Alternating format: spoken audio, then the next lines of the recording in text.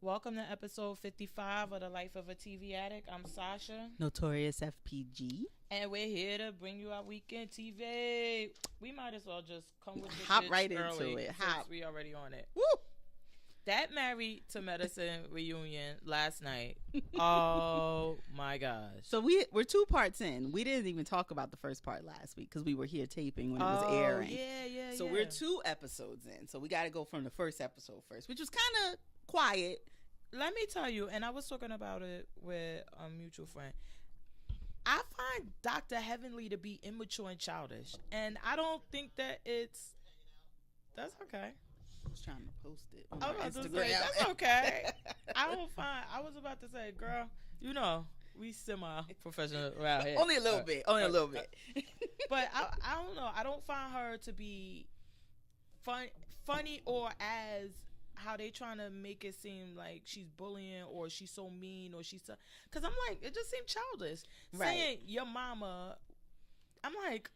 Yeah, what are we in definitely. second grade? Right, that's the best you could come up with. And But drawing the picture, drawing on the... I know. Yeah. I was like, first of all, you had to go get them on. You doing all of that. I think that Mariah kind of OD'd Oh, definitely. on the fact that she drew on the picture because it was like, okay, she did it. But I get what she was saying. Like, Heavenly, you're a grown-ass woman. You had no business to touch my property. Mm-hmm. These aren't posters that Bravo provided for everyone. Right. I bought it. It's mine, and you Yeah. deface my property. Now, if Heavenly would have drew on it and then stuck $100 bill on top of it, I might have liked that a little bit better. Right. And then the faces she made, it was like so kindergarten. I would have liked for her to put like bitch across her forehead, Right. I don't know what's a called. And then I don't know something. And then they more. Mariah just stooped down because then she drew the crown on it and all of that, and I'm just like, you can't turn it, like, you can't make it better. It's not. It seems immature, and when they came to Andy, I don't know how he even kept a straight face. Yeah, it seemed like he was like, what? Because didn't he say that he was like, what? Yeah, he was sitting there like, what do you mean? What poster? Who got posters? Huh? Who brings their own step and repeat to a reunion show? I didn't Really? understand the step and repeat because it was like it's in your room. So Right. what are y'all gonna do? Go whatever. It was OD, and it was just, I don't know. I don't know if it was supposed to be comic relief. If maybe Heavenly thought it would break ice and Mariah wouldn't take it as serious as she did. Do you think maybe that she thought it would lighten the mood? But then why draw those dumb faces on it? That's what I'm saying. Maybe if she would have drew a bubble circle, because I know Quad, the first reunion, brought up the little things with phrases and wrote something on it. Right. To do something like that, the faces... I don't know. And then if she would have wrote that and just stick $100, my whole thing is about you touching other people's property. Right. That wasn't yours. You shouldn't have touched it. Yeah. You shouldn't have did anything to it. As far as Mariah, is a respect. I'm like, shut up, Mariah. It ain't even that serious, y'all. It wasn't. Like, you should have, whatever. You should have just made your statement like, listen, are you going to pay for that? Because I paid for that. But I'm like, why do they let her? And then even because they flashback, which I like that Toya called out Dr. Jackie on the snide confessional remarks. Her weight. Because I didn't, again, Heavenly says shit and she says it in front of everybody, and you gotta respect that. But Dr. Jackie is like, oh, I'm loving everyone. I want positivity. Mm-hmm. And then you sit in these confessionals and keep making comments about her weight. And I like that Toya said, I was really surprised at you. Yeah. And then when she brought up the thing about, like, her struggling with her weight, I was like, oh my gosh, like, y'all putting too much on what Heavenly says. Like, girl, she talking about your ass being big. Right. It doesn't have anything, and she could have said, you know what, I'm really sensitive about it, and then left it at that. But they tried to make it to, I was like, oh my God, I'm so tired. Like, the stuff that they need to be dramatic about is enough. We don't need this filler. I always do this, right? Every time. Sorry, she got a hole in her mouth. Every time. They don't need to do filler. Like, if that's the stuff y'all have is enough drama all its own. We don't need this manufactured stuff. And I don't know. I don't feel like Toya. I don't know. I like Toya though. This reunion, I liked how she stood up for herself and was like. Well, she always listen. Toya, a lot of things. Somebody punk, she ain't. No.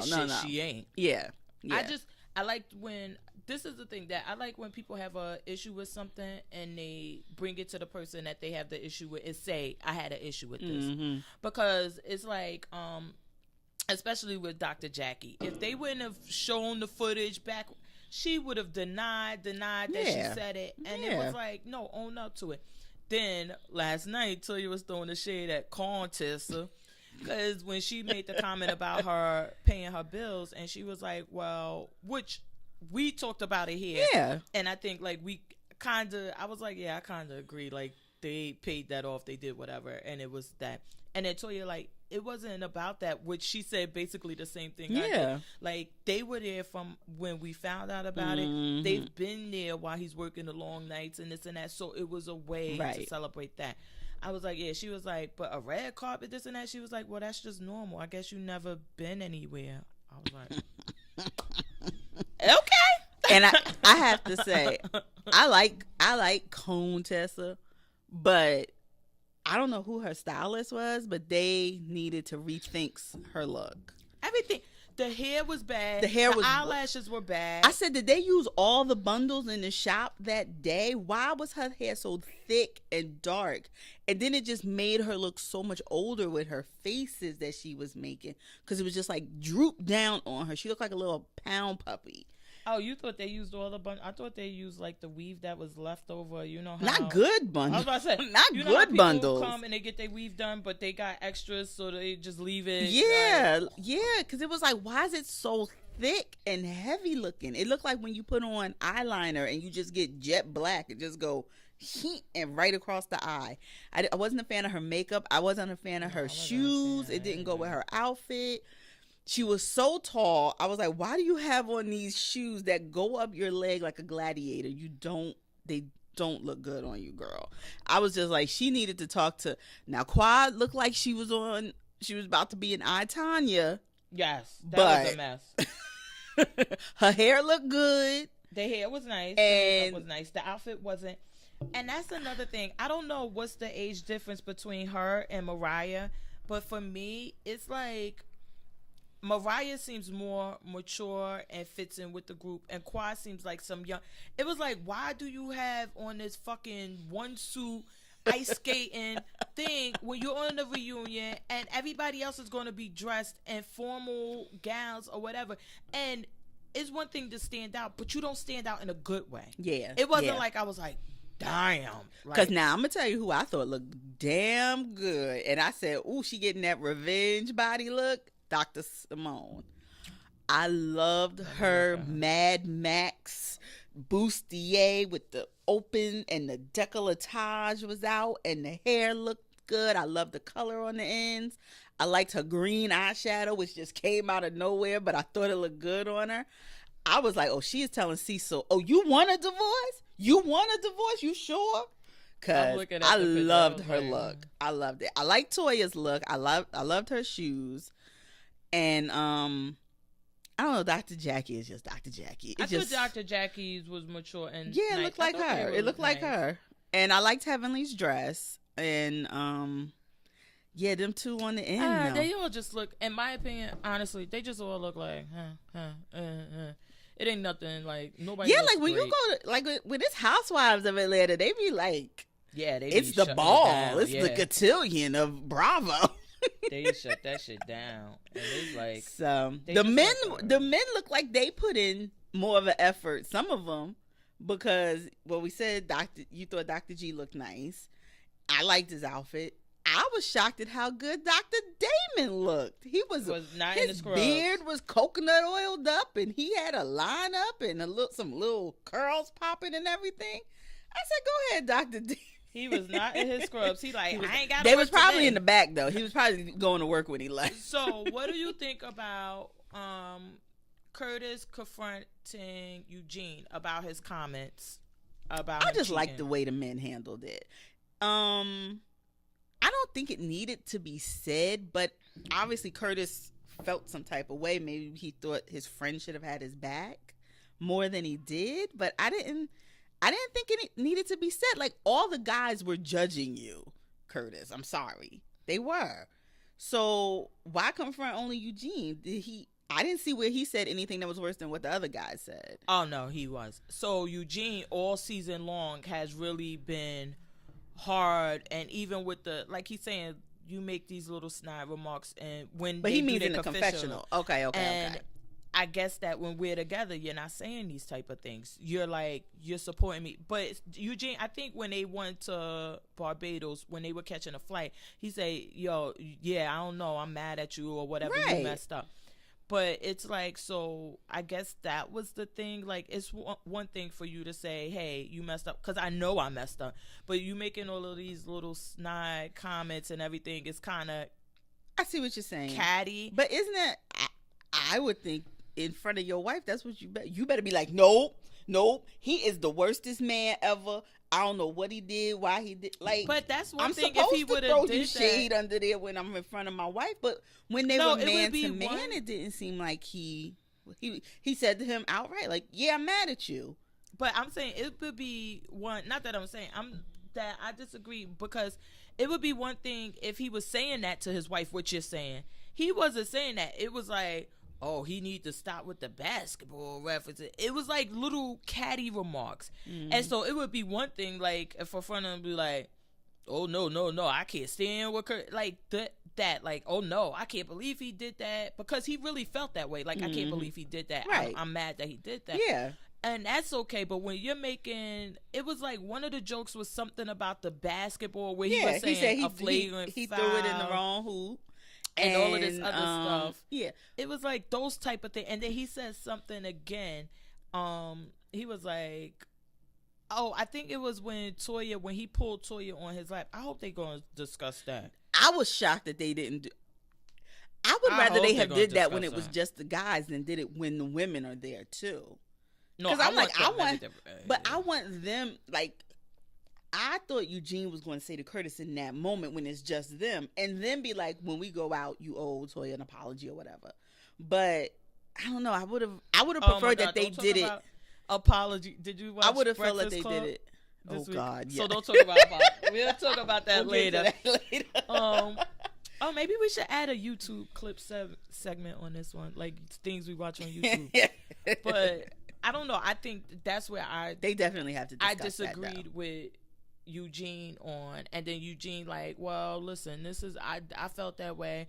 I apologize, but yeah, I did feel like I thought he would have brought it up in that moment. Like, I felt that way then, and I felt that way when you pulled. You know what I mean? Like, you're inappropriate.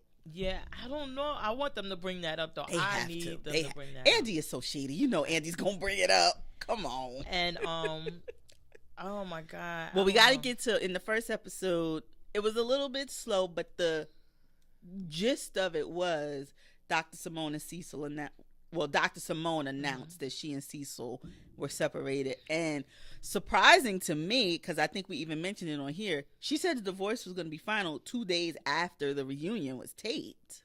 And I'm like, she ain't waste no time. Yeah, so I guess she filed, and I guess if is that he didn't contest it, they like, all right, we done, we good, so let's just move on.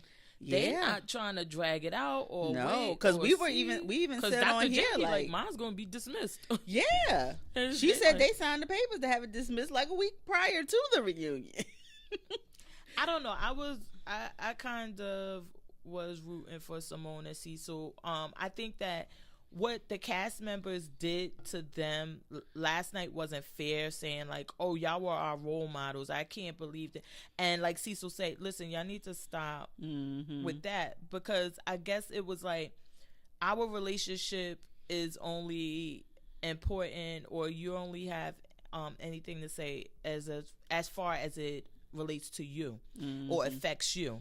So we're two human beings in this relationship. We're in a bad marriage, or at least we're saying we're in a bad marriage, and we're having problems. And all you could think about is yourself and how we were your role models and what effect that's going to have on your marriage. Well, what about our fucking marriage? Yeah. And I didn't like that they kept doing that to them. However, I think that, and she said it, she was like, because we had a blow up, he didn't show up for counseling, and I told him, if you go with your friend, that's it. And the friend turns out to be a female. But they're like, she's been his friend for 20 years. And he denies that it's any feelings other than friendship there. But I don't think that I don't think the fact that the friend was a female changed the way that Simone felt about it. Because apparently this girl has been around forever, and she's a golfing buddy. Yeah, she could give two fucks. He probably is messing with her, but she could give two fucks. Right. So it's like, I think it was more so like, listen, either we're gonna work on a marriage or we not. And if we're not, we not. Let me go. She was serious about it. She said, if you leave, I'm filing for the girl. I mean, I'll be threatening, but I gotta hold on to my 300. That shit a lot of money to fuck. And I said, yeah, I was surprised at them, and I agree with you though. It's not fair to put on them because they all think they're married. Like Heavenly thinks her and Damon's marriage is perfect. She said that. But I would like for him to come out and say what it is or whatever. And I like that he was honest, and that's something we're going to talk about with the Sha. Because they were like, Andy asked, would it be different if the woman cheated instead of the girl? And yes. Dr. Damon was like, listen, I would love to sit here and say that it wouldn't matter and I would take. He said, but I don't think I would. And I love it. He like, I hope I would be able to. Yeah. And I'm like, but that was real talk. That was real talk. I was about to say, I wasn't shocked because I hear this from my husband. I hear from other people all the time. You be like, mother lover, you fucking 55 bitches, and now you care if she go out. You don't even know she fucked, and they are like, no, it's different. It's different to them. And I'm like, nah, it ain't. But I guess it is. I think men still have this presumption that women cheat emotionally, which some do. Oh, no, but I don't think some it was women that. just want physical. It's just the physical. It's the physical part that now I got some dude that's been in my wife. Hoo-ha. And that's the point. In my hoo-ha. I'm about to say, I don't think they care whether you emotional, physical. I guess they do care if you physical. But the point is that, oh no, you've been up in that, I got a problem. But what was the other thing? From the first one, it wasn't much other than the back talking and this stupid thing. And then Mariah finally decides to come back out. But Heavenly really didn't apologize. And then Andy was that the apology you were looking for? No, because that wasn't an apology, Andy. I was like, yeah, this is getting stupid. But I didn't pay for it. I could pay for it. Ain't no big deal to pay for it. Well, then that's what I'm saying. She should have paid for it right away, and then that would have stopped everything. Yeah. But I don't like the one thing I didn't like. I didn't like when again with Dr. Jackie, only because she tries to make this whole positive thing her thing. I didn't like that she would turn to Heavenly when what's her name said, like, tell her to say so, and she'd turn to say sorry and then say this. Like, you're being condescending, and how, Mariah's right there. Like, either you being respectful or you're not. Yeah. But if you're not, then be outright disrespectful so she know. Yeah. Don't fake it. And that was. But I don't like when, and then Toya did, like, we got it. Y'all not friends. I'm like, I don't like that because that's for Andy to moderate and say, look, this going on too long.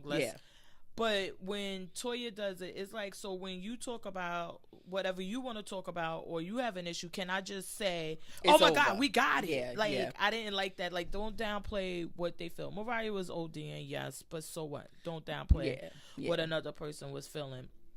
But what was the other thing? Do you think Jackie was trying to, because I think they even asked her about Heavenly spiritual walk, and she's like, oh, we go to church together now, and when she's in church, so do you think maybe she was trying to save face like that, like, look, if me trying to be in church, you can't be up here showing out? No, I don't think so. I think she just did it to be disrespectful.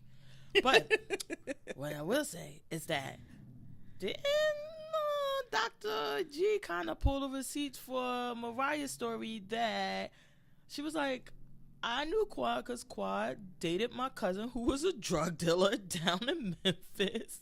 Just told it. And she was, what's her name? And she always dated drug dealers. And then I upgraded her and showed her new people. And that's how she met Dr. G.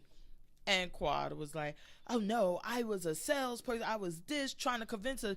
And Dr. G said, she used to date drug dealers and those dudes would buy her stuff. So I felt like I had to do.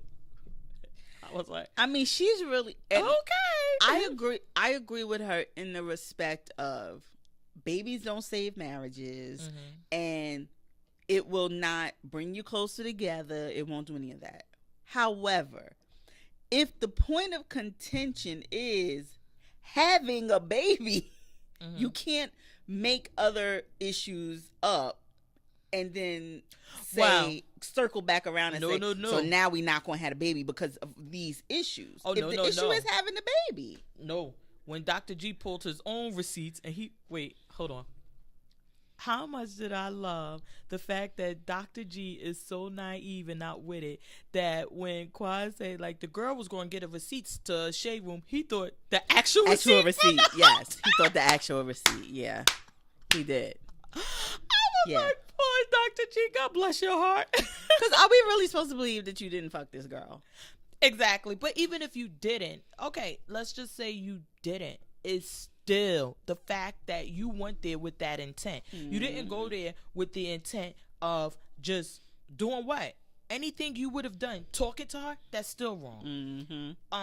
Anything, playing taboo, going out to dinner, bingo, it was still the whole purpose of all those things was to get the draws. And then the fact that you saying like, oh, I was with my friend. Well, your friend wasn't in, but your friend wasn't in the same hotel room. Exactly. So it's clearly that y'all made that decision that y'all were going to smash these broads and y'all both got separate hotel room. Now, it would have been one thing if he like, we got a hotel room and we were all in there chilling, talking. Right. It's still wrong, but then it's more likely like, okay, maybe you didn't. Yeah. And you being naive again, thought that y'all were going to hang out and play fucking bingo. And they like... But how fun. See... They got Dr. Eugene gonna have to be careful though, because every time Dr. G told another part of the story, they showed Eugene's face looking like, oh yeah, he was like really disappointed.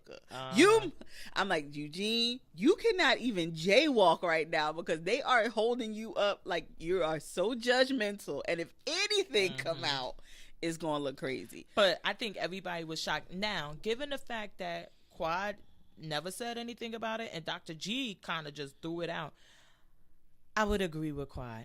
I'm not, why are we going to try to bring a baby into this when I think that I thought, and maybe I still somewhat think that a lot of Quad issues come from the fact that now she's making her own money and she doesn't need him to support her, but he does provide a lifestyle that she can't provide on her own. Right.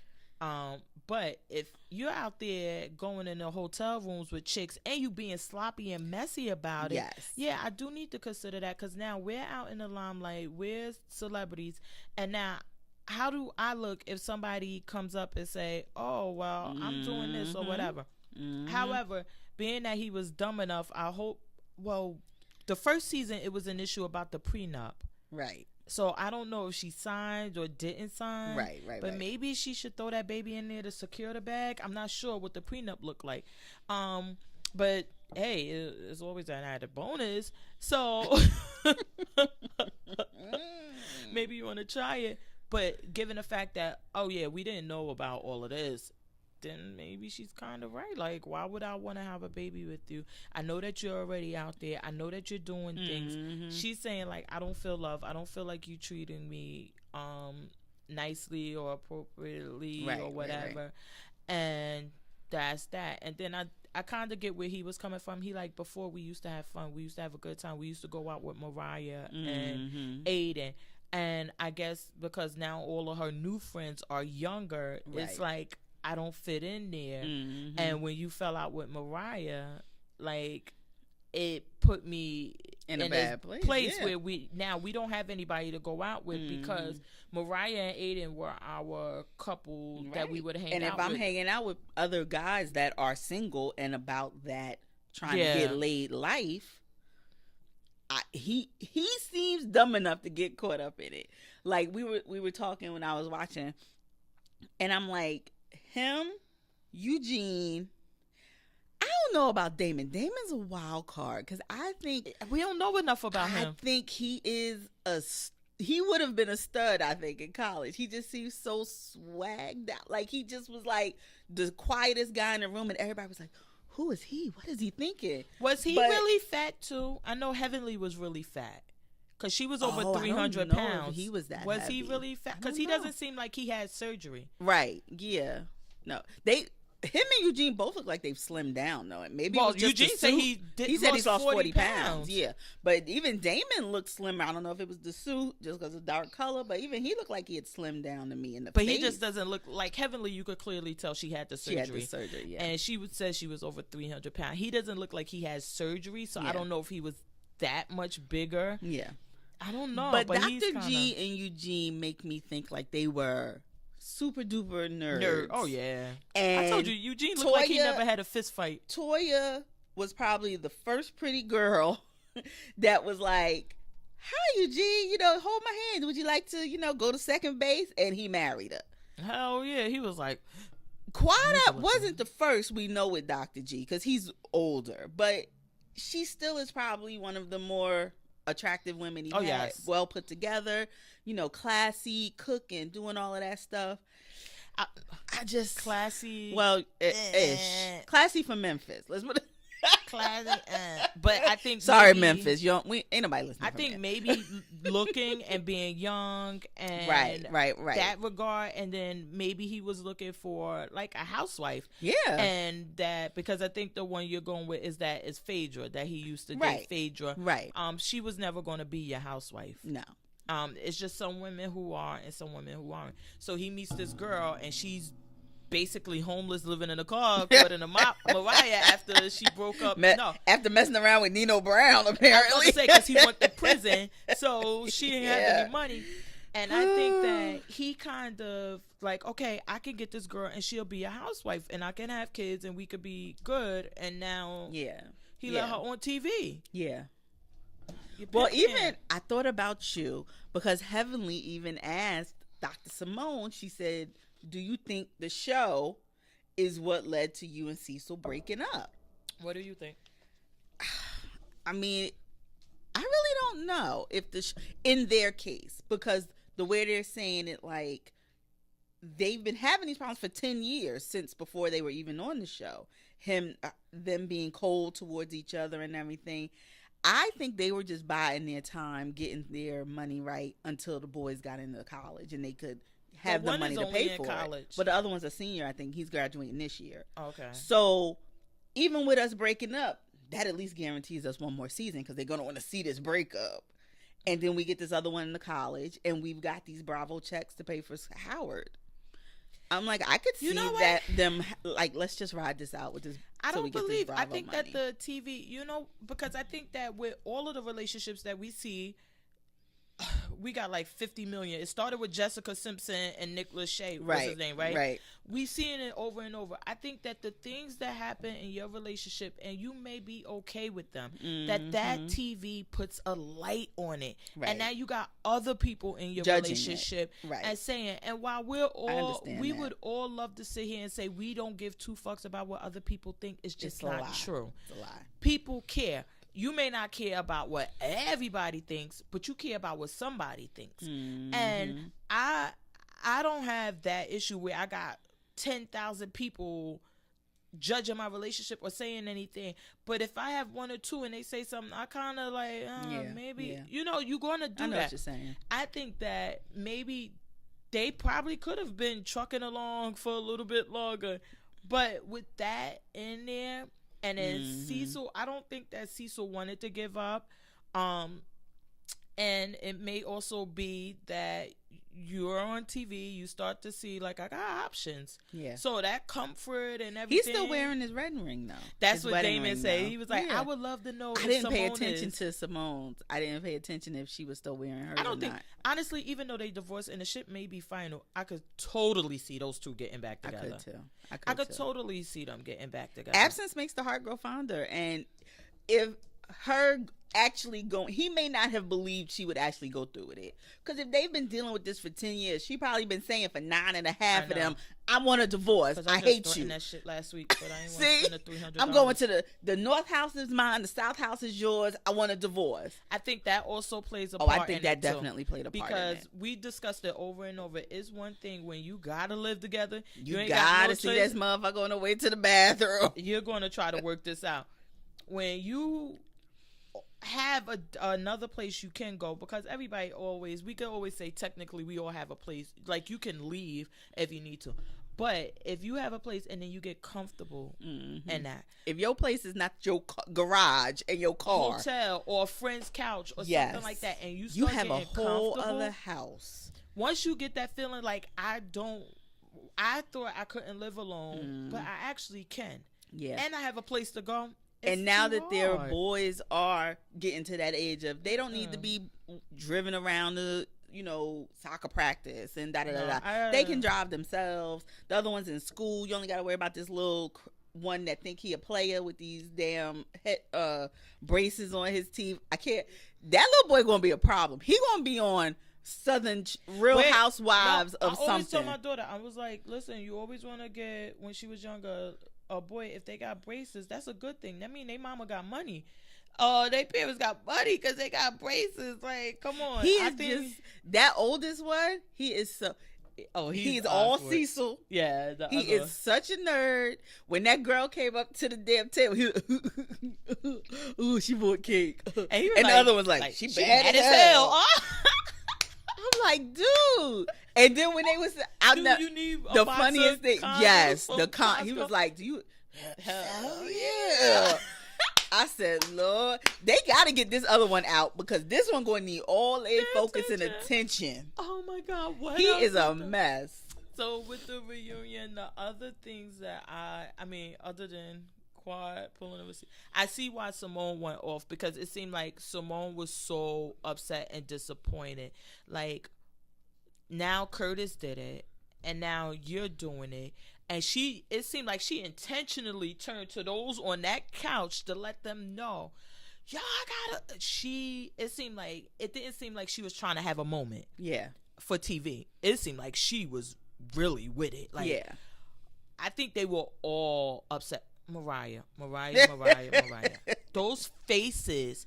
I'm like, does she see herself making these faces, and do she think they look good? Because she be like, oh, we should have been recording that so they could see. But I'm like, her and Contessa, because she was, when they talking, and she's just sitting there with her face all scrunched up. Only thing Contessa needs to do is she needs to assert herself more into this reunion, because it seems like we could miss you. And she already told us that she is actually working part-time or whatever. Because she said, like, the first week, she was like, I'm like, oh my God, what am I going to do? She said, I couldn't take that. Yeah. And we discussed that too. I said, that it doesn't have to be a full-fledged, I'm never working again. Just the notion of having an adult to talk to that you aren't sleeping with, I would think you would want that. It's not the doctor's office. It's not, a child's doctor. It's an adult, and you're using your adult brain to talk to them. I tell you. It's something to be said for that. And I thought she would miss it. I was like, girl. I thought we were going to get it next season, because I said, I would love to see how that plays out, because I don't think it may even be a money issue. It's just that, what the fuck am I going to do all day? Yeah. What am I required? Because I told you I had that issue. Like, it's like, okay, if you don't work, do I become a housewife just because I'm not working? What is that? I'm not fucking cleaning all day. Shit, I got me. I ain't got time for that shit. But that's what I was I said, because isn't that kind of what, didn't somebody say that to Quad? Like, I'm not, and she was like, I'm not just getting my nails done all day. And I'm sitting there like, well, what you doing? Well, she got jobs. What you doing? BCBG. What? Huh? She got jobs. Yeah, right. We're still waiting on that cookbook. tap, tap. I like when Mariah said that to her. She was like, it ain't about your nails. How are you missing this? Right. You making it seem like he's like, okay, you getting your nails done and you not taking my calls or whatever. But, and you're like, I don't get my nails done all day. I'm not just sitting around. I'm doing... Yeah, but the problem is you're not taking his call. Mm-hmm. And that's what he cares about. And exactly. Because I'm like, you're seeing how him not being appreciative of the things you do and just thinking it's a financial aspect. Whereas he thinks he's appreciating what you do by giving you financial things. I'm about to say, he ran down. You see that on her wrist? 10,000. Yeah. You seen that? Wait, did he say 1,000 or stacks? Stacks. He was trying it. I was like, go ahead, Dr. G. He must have had the lesson like I did. I was like, we at racks now, but go ahead with those stacks. You keep it up. But I mean, he shows his appreciation in that way. You show your appreciation by cooking a meal every day, whatever. If he don't walk in with a bracelet, no, I'm good right now. If he don't walk in with a bracelet, he's like, oh shit, she don't think I appreciate her cooking me lamb chops tonight. So what do you think about, because I think that you're making a valid point. Because when she was saying like, oh, getting the office set up, my thing would be, because I had a similar experience, and my thing is like, listen, if I'm generating income for our family, you want to fucking thank you? Right. Bitch, the mortgage paid. That's your thank you. Right. Like, I didn't take that as, like, I'm doing something for you with the office. Only with the office. Now, it would be another thing if she's like, when he wakes up in the morning, he has a hot rag laid out, a toothbrush, and you know that. Right. In the little refrigerator. No, that's what they say about Kim Kardashian. Because Jenna raised these girls to be... She raised them to get them some rich men. They said, and it has to be true because two of them, I think it was Ray J and I think Reggie said it the same thing. He said, when you wake up, there's a hot rag. Your rag is warmed and everything. Your toothbrush is there with the tooth. Everything is ready for you when you wake up and go to the bathroom. Hey. Yes. Can I get me a Kardashian to do that for me? No, you need to get a Chris so you can get you a rich Kris man. Jenner. Yes. You gotta get that lesson. On, she needs to do lessons. They said that, so I can see if she was doing things like that. Then it's like, okay, I need to appreciate it. Right. But helping him get the office together, like this is gonna make money for y'all. So it's like your partner. It was like if me and you were in a partnership for a business, and then you did something, and you're like, you didn't show me enough appreciation. Bitch, when we make the money, you gonna get appreciated. When we that joint account that's got the business name on it, like, yeah, I agree with you. And it's like she never said, also, oh, you know, he doesn't bring home flowers. He doesn't do like just not anything financial. She didn't say he doesn't take me out. He was the one saying we don't even go out with friends anymore. Mm-hmm. So I'm like, I see her point. Yes, if there's problems in your marriage, don't bring a child into it. But I'm like, on his side, it's like, where's the problems are that he doesn't show appreciation.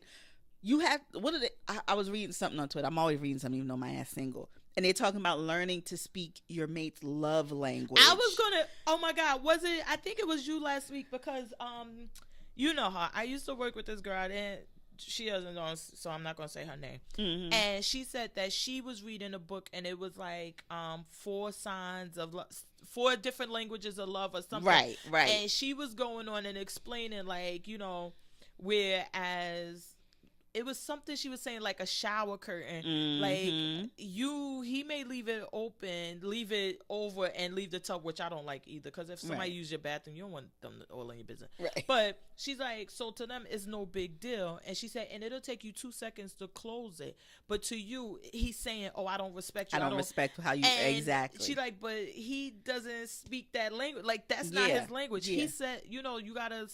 Whereas whatever, it's all confused, but it's just like how you're saying it. Like some if people he show knows it that's how you like it, then if he knows you wake up during the night thirsty, you go to bed first. But when you wake up in the night, your water's already by your bedside. Exactly. That's a love language, and I think Quad and Dr. G speak it differently. Yeah. So but that's counseling. That's something that they can work out and find. But is she turning down? My thing would be this. If that's not your language, because I've had people try to give me money, give me things, and act like that was it. And I'm like, oh no, I'll rip up your money. I'll throw your stuff away. I will throw these gifts in the garbage. If that's not what's important. But you can't take the gifts, ride the range, and do all of this and then say it's that not ain't being appreciated. Because he's telling you over and over and over, this is how I'm showing you I appreciate you. This is how I learned from the beginning how you like to be appreciated. When you was dating those dope boys. That's what Mariah said. You gotta buy her a lot of stuff. She gonna like it. Just gonna get you in, and then she gonna pop out all these beautiful brown babies for you. He like, where they at? Swag? Yeah, where they at? It's been 6 years now. Where? Yeah, one. And what else happened? Well, we didn't talk about Toya. Toya, I really think she believed that Eugene's penis got bigger because he lost weight. Did she really believe it? Because even I was like, are they saying dick on TV on a Sunday night? They been saying it. Yeah, they been saying it. But Andrew's just like, you mean his dick got bigger? Because on Housewives, they were saying, I'm like, oh, okay, that's where we at with life now. I'm like, and see, that's why I say with Toya, like, she's just so, like, sometimes it's just so, like, why are you so stupid? Yeah, I was like, stupid. I hope she don't really believe that. It's just me. And that's what all the ladies was looking like. And Mariah said, she was like, no, you probably just could see it now. Exactly. And I'm like, just like his feet. His feet ain't get bigger just because he can see his toes now. I was like, yeah, that's what. Mariah. Yeah, I tell you, but I'm here. This final one, child. I may need a Xanax or not a Percocet. That'll get me all hype. I need a Xan to bring me down. Girl, no, I need a whole nother episode because there's no way they could get to everything I want. But we got to. They got to get to the Bahamas and Curtis touching on Toya. We need that. Barbados. Because he went to Bahamas with the girl. Okay. All right. We got to keep these Freudian holes straight. Freudian slip. We got to keep these holes straight. So, yeah, we got to get into that in front of Eugene and Toya. I want to know where he met this girl at. Backpage? You taking somebody from Backpage on a trip? Oh, that's reckless. But you know what? So let me say this. What if he met this girl wherever, like it wasn't a big deal, he met her, and he like, you know what, I want to have this affair, I want to smash her brains out for a few days, and then I'm gonna go home to my wife and try, get this shit together. And he like, but how am I gonna do this in Atlanta where everybody wants to be paparazzi, everybody got a blog? Let me fly this bitch out to Bahamas. He thought it didn't count if he took her to another country code? Well, I didn't think he would think nobody would find out. That's true. But you go through Atlanta airport. But I don't see why he flew out with her.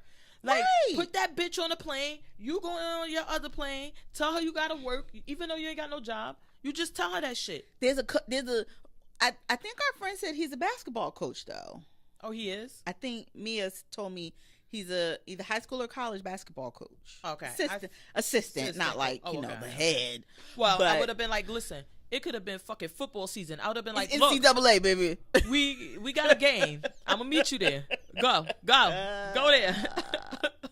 Oh, God. But then you can't take a hoe like that there because then she'd be like, man, you see all these young up-and-comers? I'm going to fuck them. Okay. They getting the check. As long as you got more cooch when I come. Don't let them stretch it all the way out. Yeah, like, I just do some kegels when I get there. Your mouth still work? What that mouth do? Like, girl, oh my God, you sound like oh shit. Look, can he pay for your return flight?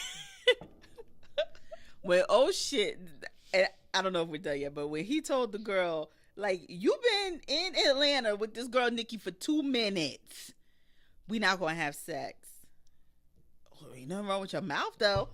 But you just off the plane and we are not together. Like, really?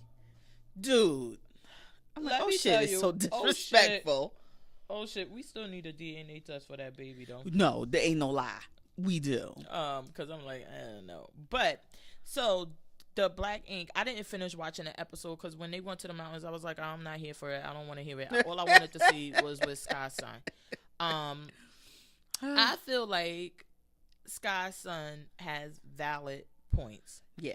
And this story keeps changing because now it's 6 years. He's like, I was with my mother. Sky has been saying it was this. Yeah. Then she's like, I went to jail. I didn't know where they were at. Remember when her mother was there? Whatever it was, he was like, I lived with my mother. I was waiting for my mother to come back. And when he goes and tells Sky, and then it's like, I don't know. It seemed like I thought Sky's reaction would be different, right? And it still seemed more as saving face again, right? Instead of saying, you know what, listen, he's absolutely right. And sees, do you think if I admit to him that I fucked up and stop this bullshit, that I was in a, just stop it and just admit that I fucked up, do you think he would be open to that? And at one point though, her friend, oh my God, Allison. She's so pretty. But they were looking at Sky like, you done. Yeah. Like, we done been cooking up this in the lab. Yeah, they were looking at her like, going to shit. Like, and they like, you done. Yeah. But I think that if I would have respected it, and I think maybe that's what he's looking for. If she would have said, because at that point, she was still making excuses like, I gave him the better life. Yeah. How? He did not go with no rich family. He went with a working class family. And apparently he lived in a neighborhood that had gangs because he's in the gang. Yeah. You did not. Yeah. You did not. Yeah.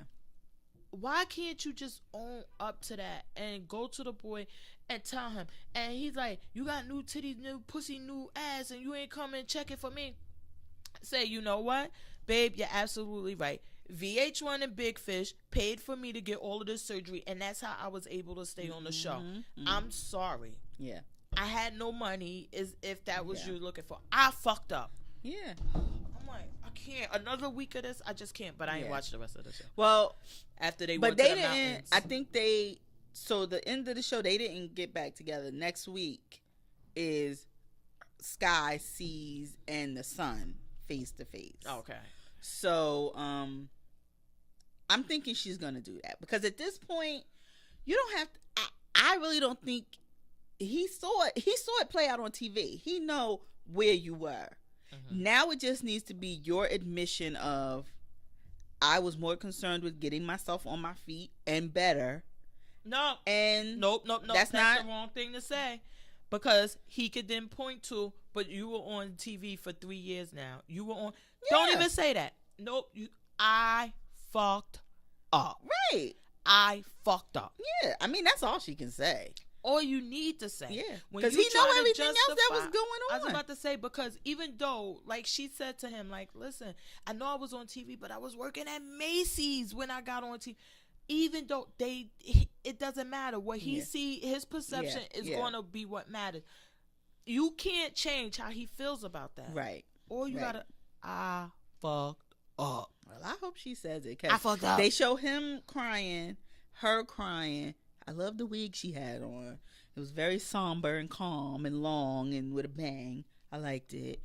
And Caesar sitting there like Iyanla trying to fix their life.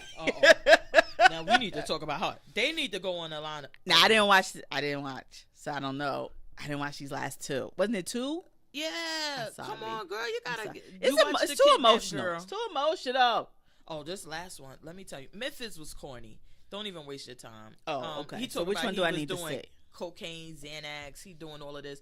He blamed everything on his ex-girl, on K. Michelle and on Toya, and all he cares about is that now he cannot be in the music industry, a music executive, and that's all he cares about because his identity was that's all he was, apparently, and whatever. And then he agreed to go to rehab but never showed up for the rehab.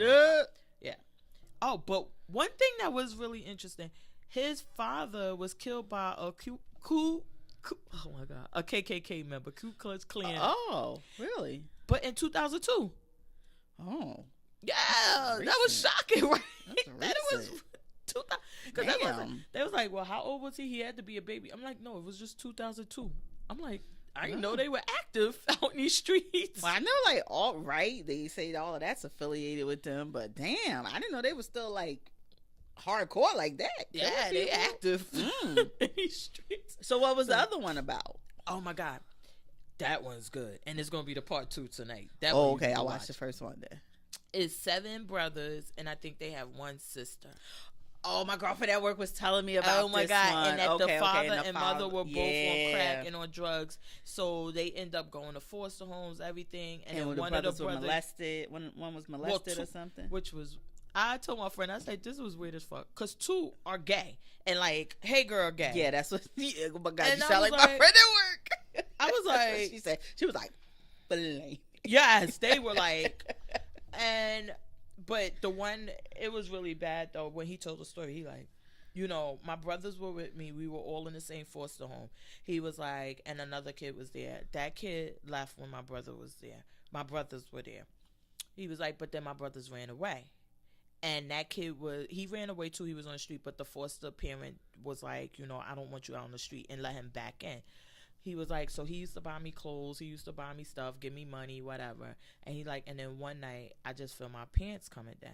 And he like, I balled up my fist, but I really didn't fight it. And Alana like, what? And he like, well, I should have expected this. Like, nobody's going to give me stuff and be nice to me and not want something from me. I should have known.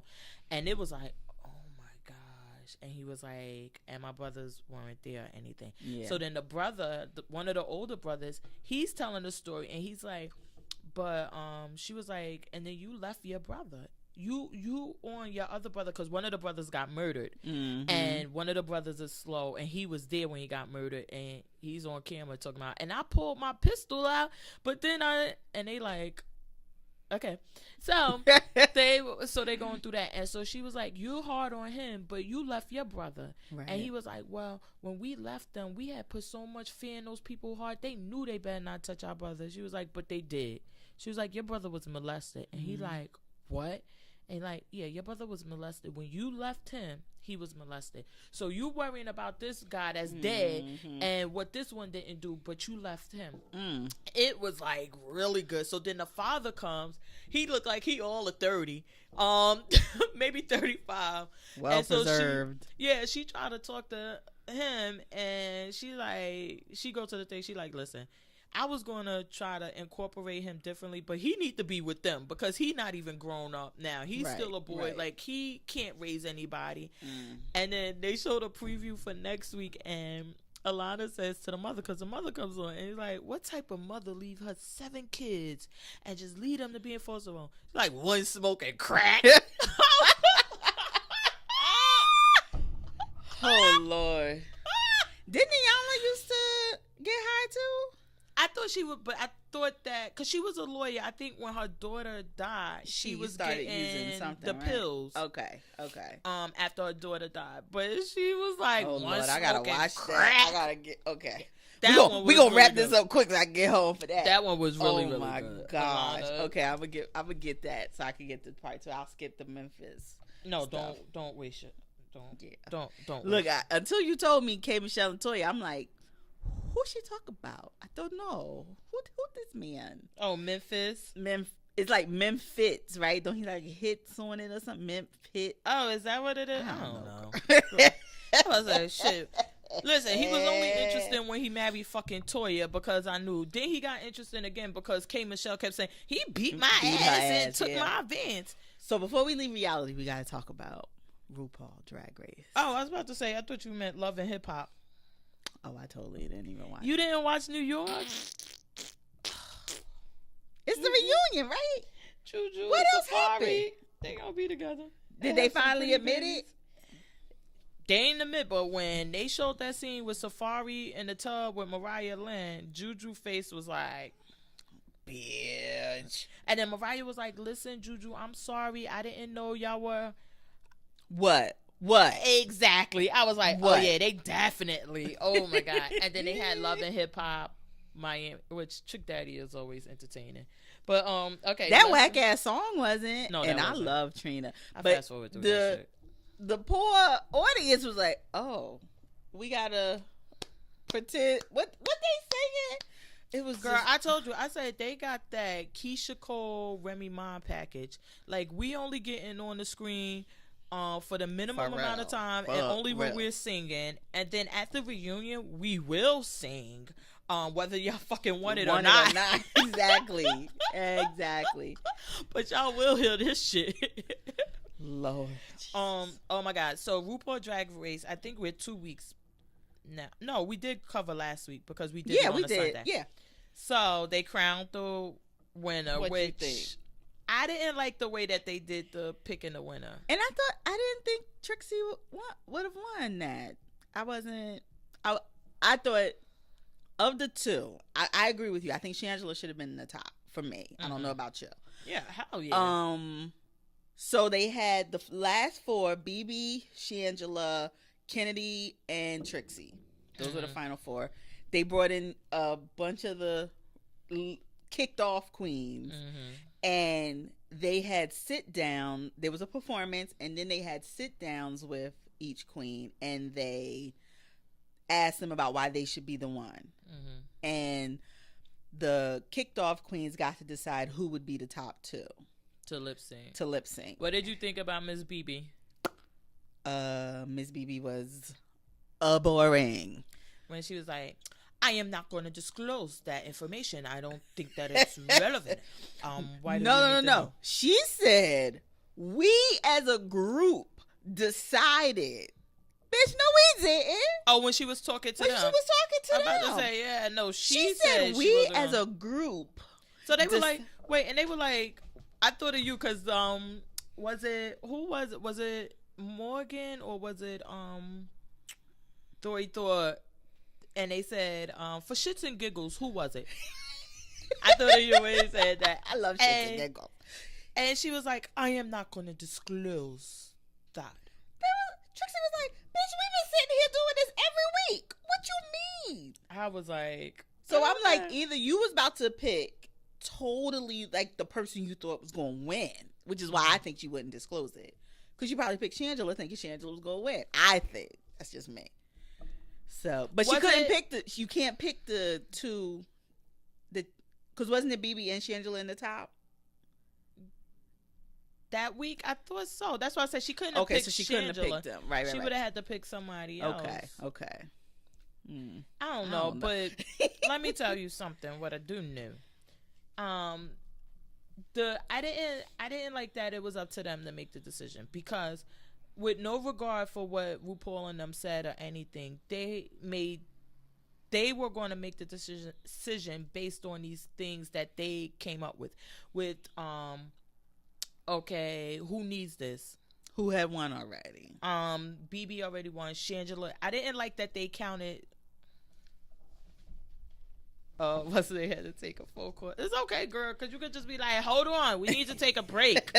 We the unprofessional, semi-professional. We semi-professional. So back to RuPaul.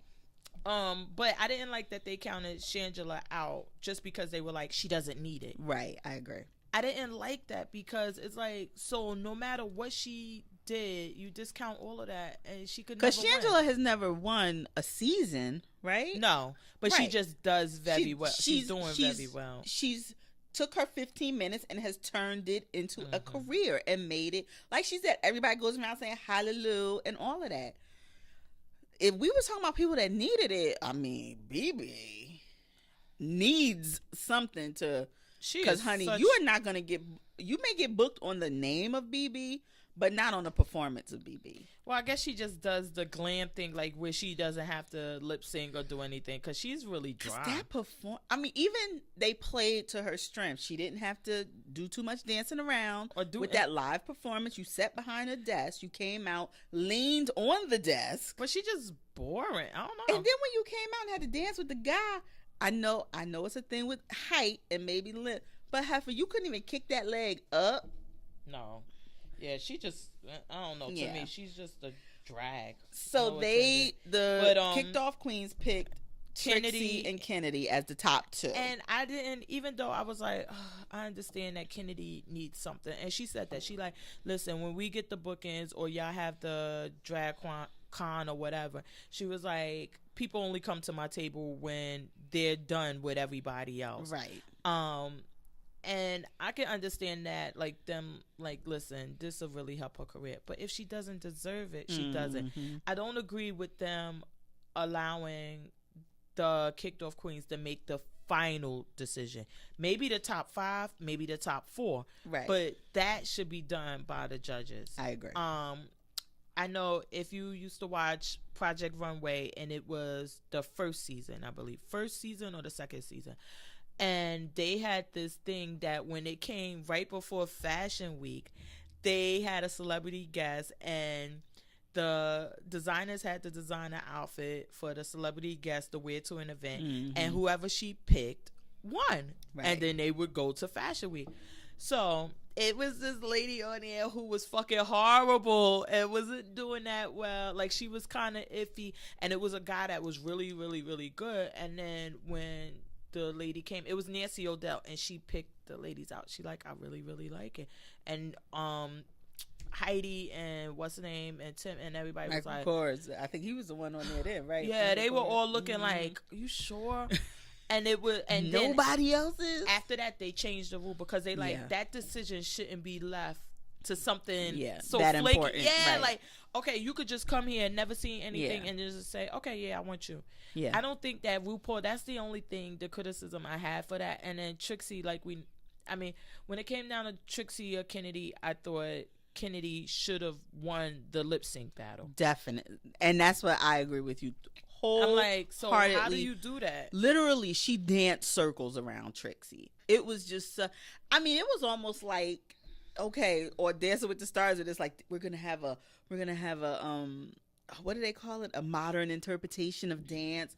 Like, she literally she made a performance, and it wasn't just a lip sync. So that's what I'm saying. A whole performance. So then y'all pick Trixie because you're like, well, we gotta pick Trixie because based on the resume and everything, we can't just give it to her when she hasn't done anything. But based on that moment, it should have been Kennedy should have won. Yeah, I totally agree. I was like, she got jerked. It was no way around it. Yeah. It's just that they probably felt like, this isn't fair. Yeah. That she hasn't won a challenge all season. She's been mid-pack, and she just got through here, and now we're going to let her win. Yeah. They like, I agree, let's take it. If it was based on that, when they said it, I was sitting there. It was like one of those things like, Trump won? Like, I'm shocked that y'all really picked when Trixie. They picked her, I was like, all right, I'm done with y'all. Yeah. I was disappointed in the finale. It made it such a womp season overall, because I'm like, if we're going to leave it to this final decision of this is the two, it should be based on this performance. Nothing else because even when the last Drag Race we watched with the big finale, they even said it was nothing about what they had done in the past. It was all about these two performances tonight. So then that's what we should keep up with. That's going to be I think so too. I totally didn't. I just didn't love that at all. Yeah. Did we have any more reality shows? No, I didn't. Oh, what? You didn't watch Atlanta Housewives? Did I don't remember. What was it? Oh, they still in Barcelona? Oh, and this is when they thought the fight was breaking out, right? Nothing really good happened this episode. What happened? They only talked about Nene with the Tyrone thing. Yeah. It wasn't nothing. See, they need to wrap this up. Yeah. What do you now think about this? The season? Oh wait, now this week coming up. Where Candy that's where Candy and Kim is in the. Who the fuck you cursing at? I'm like, oh wait a minute. Girl. And every time you talking about Croy and da-da-da-da-da. And one part that was really funny was Cynthia, when they were on the bus, and Candy was like, I don't know what's up with Cynthia, because she keep wanting to kiss me and do all of this. But then when Cynthia was like, man, I'll be your wife. She was like, you come home, I had your food cooked. I was like, Todd, you taking oh, stop. No, leave my Todd alone. No, Todd, you're not going to take any of the notes. Oh, what else was they laughing when Cynthia went to get baptized? Oh, and that's what you were like. She just threw some water on her legs. I was like, what the hell kind of fake ass baptism is this? Did you call it? Who called it a whole bath on Twitter? Candy called it a whole bath, and that's exactly what it was. It was a whole bath.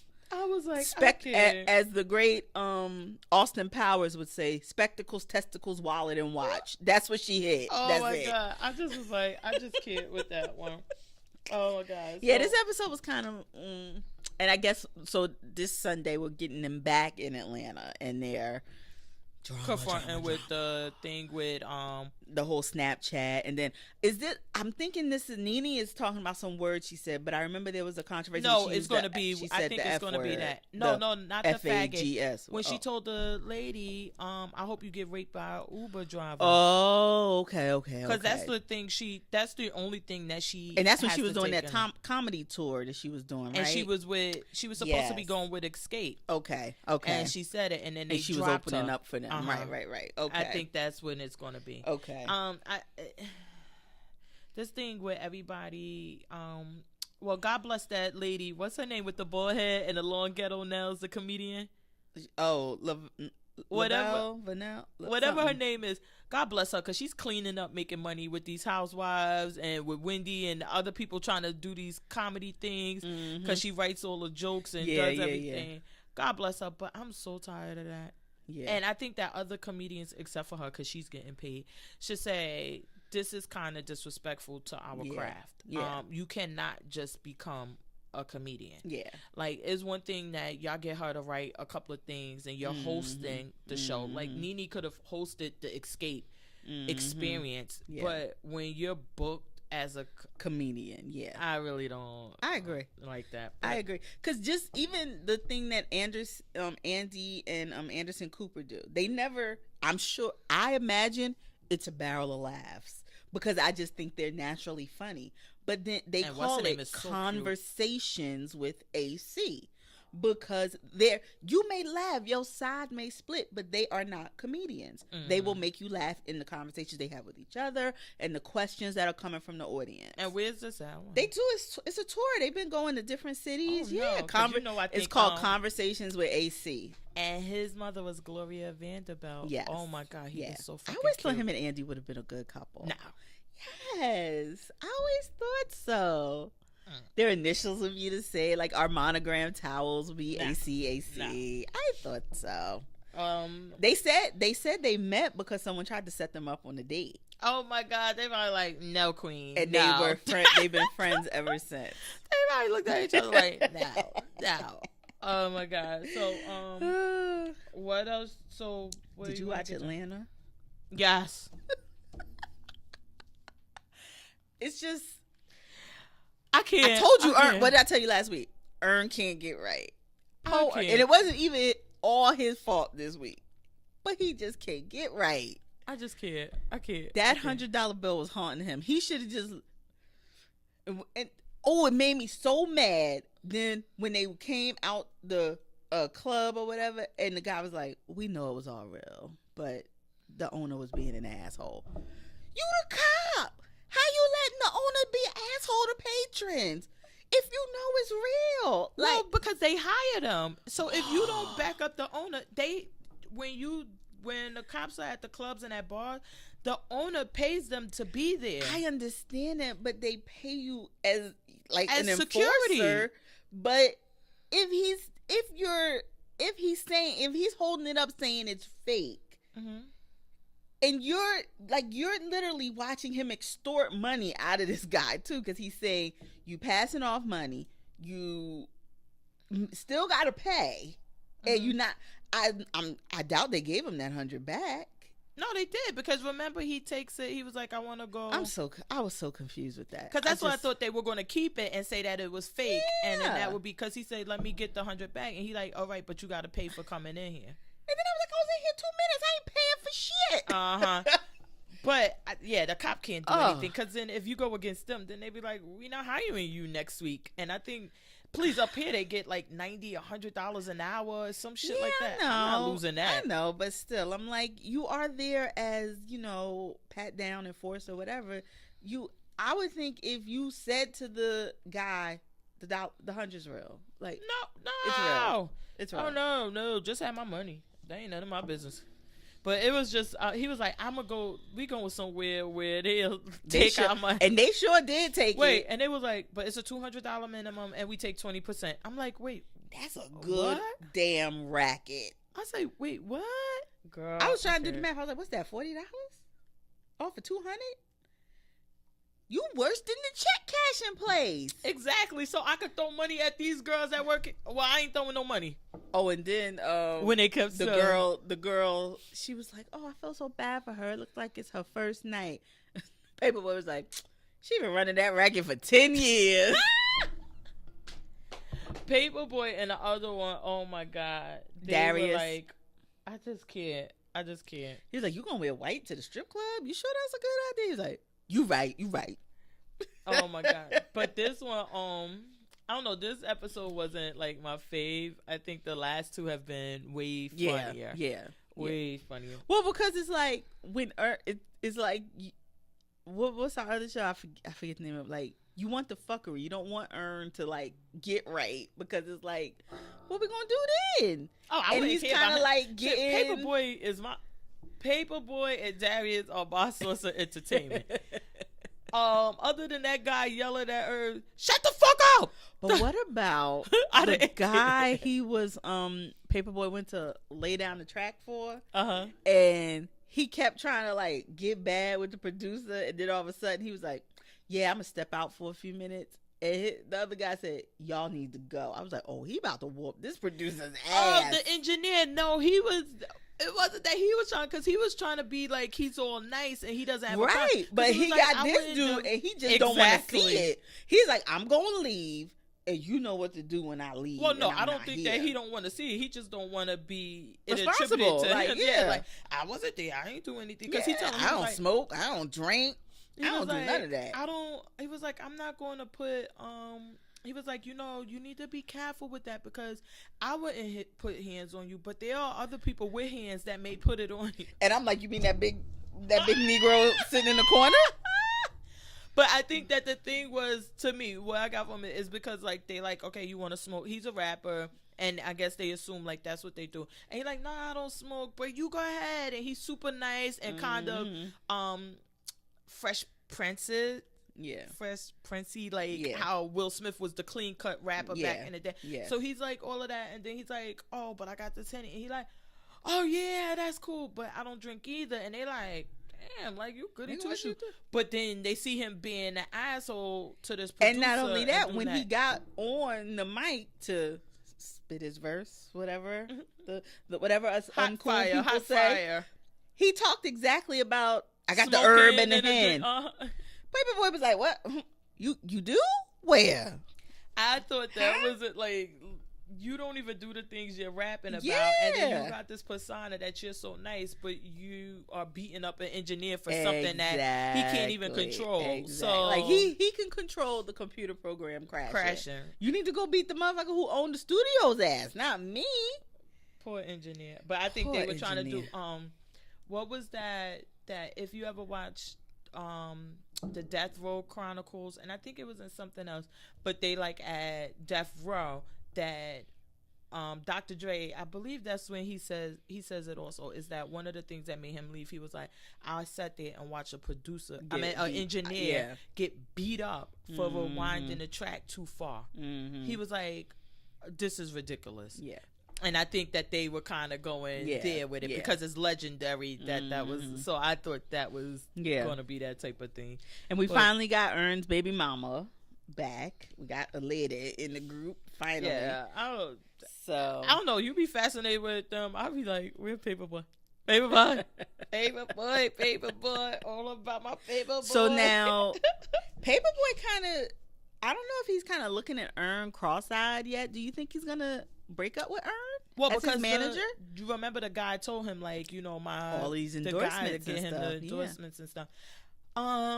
Maybe not the breakup, or maybe probably say like, why can't you give me endorsements, or bring him on? Like, listen, let's bring him in too. Yeah. And then, which I don't know if you watch Big Frida, but that happened also. Like, Frida was like, look, we need to bring somebody else in. She had her original manager from New Orleans. She was like, we need to bring somebody else in so we could get to the next level. And he was really hesitant and against it because he like, you're bringing somebody in to replace me. And she was like, no, I'm going to be loyal to you or whatever and keep you. And each manager that she had, they really tried to like get him out of the picture. Right. And like they will hold meetings and not let him know. And I think it's going to be that type of thing that he's going to be like, no, I'm not going to get rid of you. I'm going to bring him in so we could get the endorsements. And then the guy is going to kind of assert his way and try to show like, oh, okay, well, you don't really need him. Why you need him and me when you could just have me? Right. And maybe that would be the whole battle, and then to see what exactly does Paperboy do. Okay, I'm going to ask a naive question. Paperboy. What the hell is Paperboy going to endorse? Swishers. Okay. As long as it's not just me that's saying some real bad ratchet, like, he going to be on the Dutch Master, and like, do people still, they'll do that no more? I don't know. Didn't I help you out? I said swish. No. Okay. That's not the same thing? Okay. Oh, okay. I'm just asking. Two old ladies. Do people do they still do rap snacks? What is that? You never saw rap snacks? See, that was a Newark thing. You be going into the store and the chips had like rappers on them. Like Migos, you know? No, it was me when I was in high school. It was fucking like LL or some shit on there. I don't remember. But Migos. I'm like, what else would Paperboy like endorse? Because we had the episode opening up with, what really happened, a mother of Caucasian descent, reading and crying about his lyrics being played on a top 40 station, and this really happened where the lady read the lyrics and said all the N-words and was like, you have to excuse me, but I'm reading what was said and I apologize. But I like what wasn't he saying? Yo, that shit really helped us out. Like, their tears is powerful. When he said that shit, I said, Darius, you is up here preaching. Oh my God. He said their tears are power. Funny. And then I think it's kind of funny because he's a rapper, and I was like, I don't know. But then Charlamagne told him he was whack. We're gonna get to Charlamagne and or maybe we should get to them now. We can do that now. Did you watch the only episode that mattered all week long? How do you say his name? DeSeuss? Is it DeSeuss or DeSeuss? Jesus? And Mero? It looked like DeSeuss. I thought it was supposed to be Spanish. I thought it was supposed to be Play-O Jesus. Okay. So yeah, they were on the Breakfast Club, and I don't even know. Do you watch because I had to tell my Revolt. friend I don't have Revolt. Okay. So I watch YouTube. I had to tell her because she actually listens to the radio, and I'm like, I tried to listen one morning and I was like, I can't consume it that way anymore. Mm-hmm. I need to watch it on the YouTube so I can see it all, no interruptions, everything. Right. And then I like to watch it so I can see what happened and everything. I'm like, I was listening that morning. I just happened to turn to it because I'm kind of off them now, and I prefer Hot 97 in the morning. But I flipped back and forth with his commercials, and I had put it on. Well, y'all gotta then watch I went back and saw the actual clips. TV? Revolt TV is where they play. That's the Diddy station. But I went back and watched it, just the clips from it. I didn't watch the whole show. So I just saw the initial beginning of the interview where he was telling them they needed to apologize. And then after they apologized, he proceeded to exit the interview. That was hot. So like, Jesus, I thought it was Jesus. Is it Jesus? We just had that discussion. I was about to say I thought it was Jesus because they said Jesus. Jesus and Mero, they were on a Breakfast Club, and oh my God, I don't know if it's just because he light skinned. I think he's super corny, but I really don't like Envy on there anyway. But he introduced them as dickhead and pussy, and it was like, really. But so you kind of knew where the interview was going at that point. Well, it seemed like they didn't know because they were still laughing and whatever. And then he like, well, y'all offended my wife and y'all said this, and they like, yes, you did. He like, yes, you did. And the guy like, well, I don't know. Did I like what I say? Probably did. And they like, I heard you myself, and let me tell you, I was well since I was 15, and this and that, and play the clip, because I heard you. And what he said, they didn't say. And I was like, I didn't get that from that, because they go through this whole thing where he's on the real. Why the fuck is he on the real? Why are they Which talking I think about? was more their point. Like, why are you going on a show with all women to talk about cheating? But why are you talking about this when this was over a year or 2 years ago? 5 years. 5 years ago. Why are you going on a campaign to talk about cheating? Well, now? In his defense, they were there to talk about. They have a show coming or a podcast. They got a podcast. They've been had this podcast. That's what they were on there to talk about. He's saying.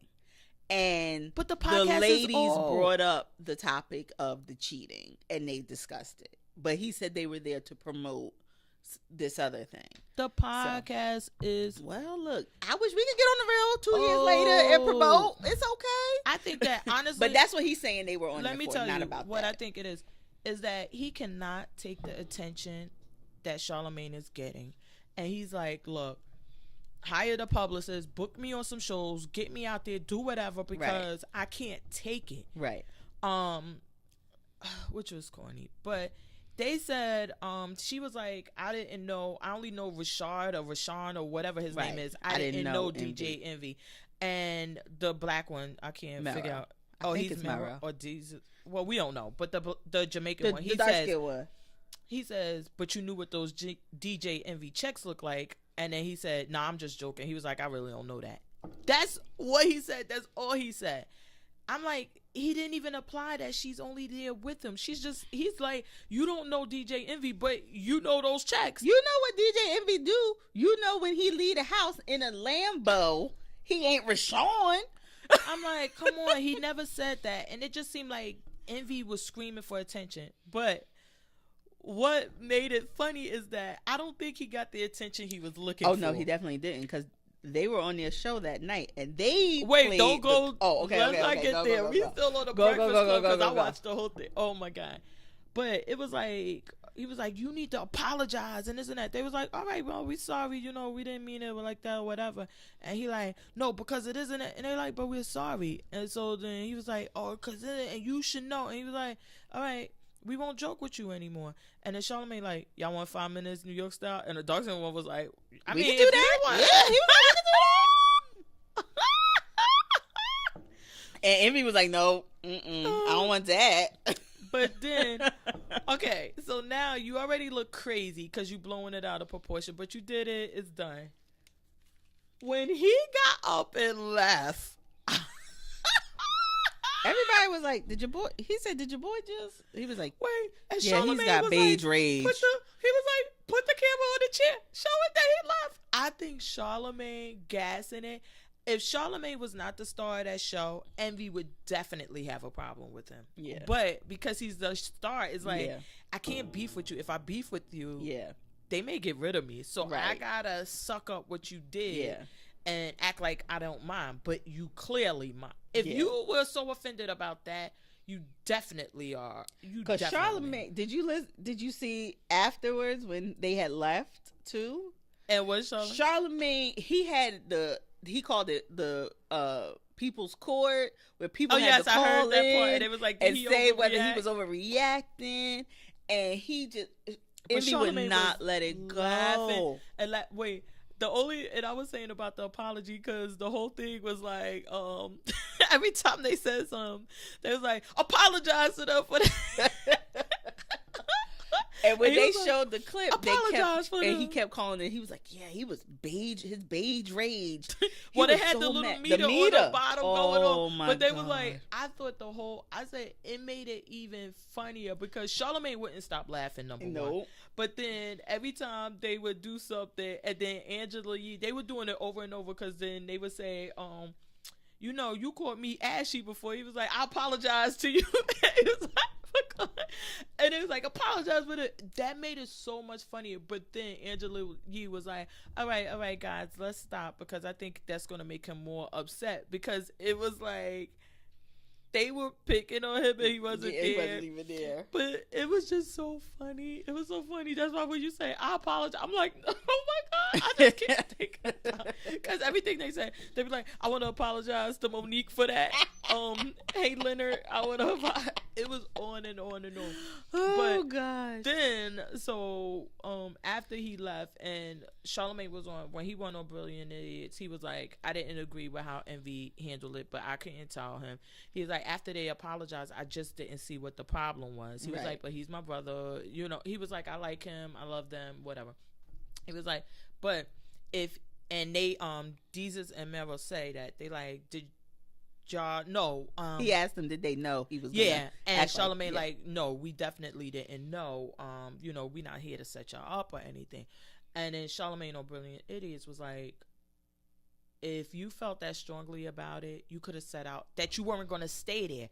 Now, you could have said your piece, they apologized, and then stayed for the interview. But if you felt that strongly that you didn't even want to be there with them, then why did you come? Why even start it? Yeah, you knew they were going to be. Because you can't tell me that there hasn't been other instances where people have asked to come up that you have an issue with, and y'all decline. Well, no. Well, Charlamagne said he was like, he had said this was a while ago. Troy Ave came up and he was like, I went on vacation. When I came back, his name was on the schedule to be there. I'm like, why is he coming up here again? He was like, after the first interview, the guy's family who died he didn't kill him, but he was with him and he was murdered while he was with him. And he was like, the response that we got from them, you know, they felt some type of way. So I decided like I wouldn't give that energy. After that interview, I don't know why they would bring him back up there. So when I saw his name, you know, I knew what day he was coming. I did the show. And then when I saw him, I gave him a pound. But I left. I wasn't going to sit there for that. Yeah. And he like, Envy could have did the same thing. Right. If you felt that strongly. He said, but Envy was really mad. He was like, because even when they came out and they tried to talk to him, he kept his back. He had his arm like a little bitch. I'm like, yo, relax, bro. Relax. I was just like, I can't. But that whole, I could not stop laughing because they were like, Migos, I can't understand what they say. They said, apologize to Migos. Apologize. They're very funny. I do like them. Well, I never watched them. My friend, that do Grown and Opinionated, well, whenever. But she was saying that she was watching it and she was like, oh, they were funny because I was talking about chopped cheese sandwiches. And so she was like, oh, these guys be talking about that. They're on Vice. On Viceland. So I went and I watched the episode afterwards. Yeah. I was cracking up. Did you watch the episode with this? Uh-huh. Okay. I was cracking up. Because that's what they do. So they do all types of videos and they stop it as they do commentary and them breaking it down every time. They are just so funny. That was so funny. I was like, oh my goodness. Only thing I didn't like well, he says it in the Breakfast Club interview, the Puerto Rican one. He's like, Dominican. He like, look, I've been stomped in my head with Timberlands. I ain't got no fear of fight. Like, what are you going to do to me? Yeah. I didn't like, even though it seemed like they weren't scared, they weren't like, we gonna choke you out either. They were more apologetic, and it seemed like because it was professional thing to do, like we're not going to argue going back and forth. And even the Ducks said, that's why I was doing this, because I hate when somebody overtalk me, and he wouldn't shut up. But the one making those sound effects, the Dominican one, with the envy, I'm leaving. I was like, and he said, moral of the story, don't mess with Erica Mena. Well, he got a point with that one. Shit. Oh my God. I'm like, Envy, you took a L. Yeah. You took a L. I think he thought it was going to come across. I think he thought he was going to be bullied. Like, it was going to look like he was shutting them down. I guess he thought that they weren't going to apologize so easily. And maybe he would be like, yeah. That he sucked. That's what I think too. And punked them. And they like, I mean, they did what you do. Like, okay, I said it. You didn't like it. You were offended. I apologize for you being offended. I ain't necessarily apologizing for what I said. Yeah. I'm apologizing that you were offended by what I said. I was like, I doubt his wife even was offended, because she was like, I know who DJing.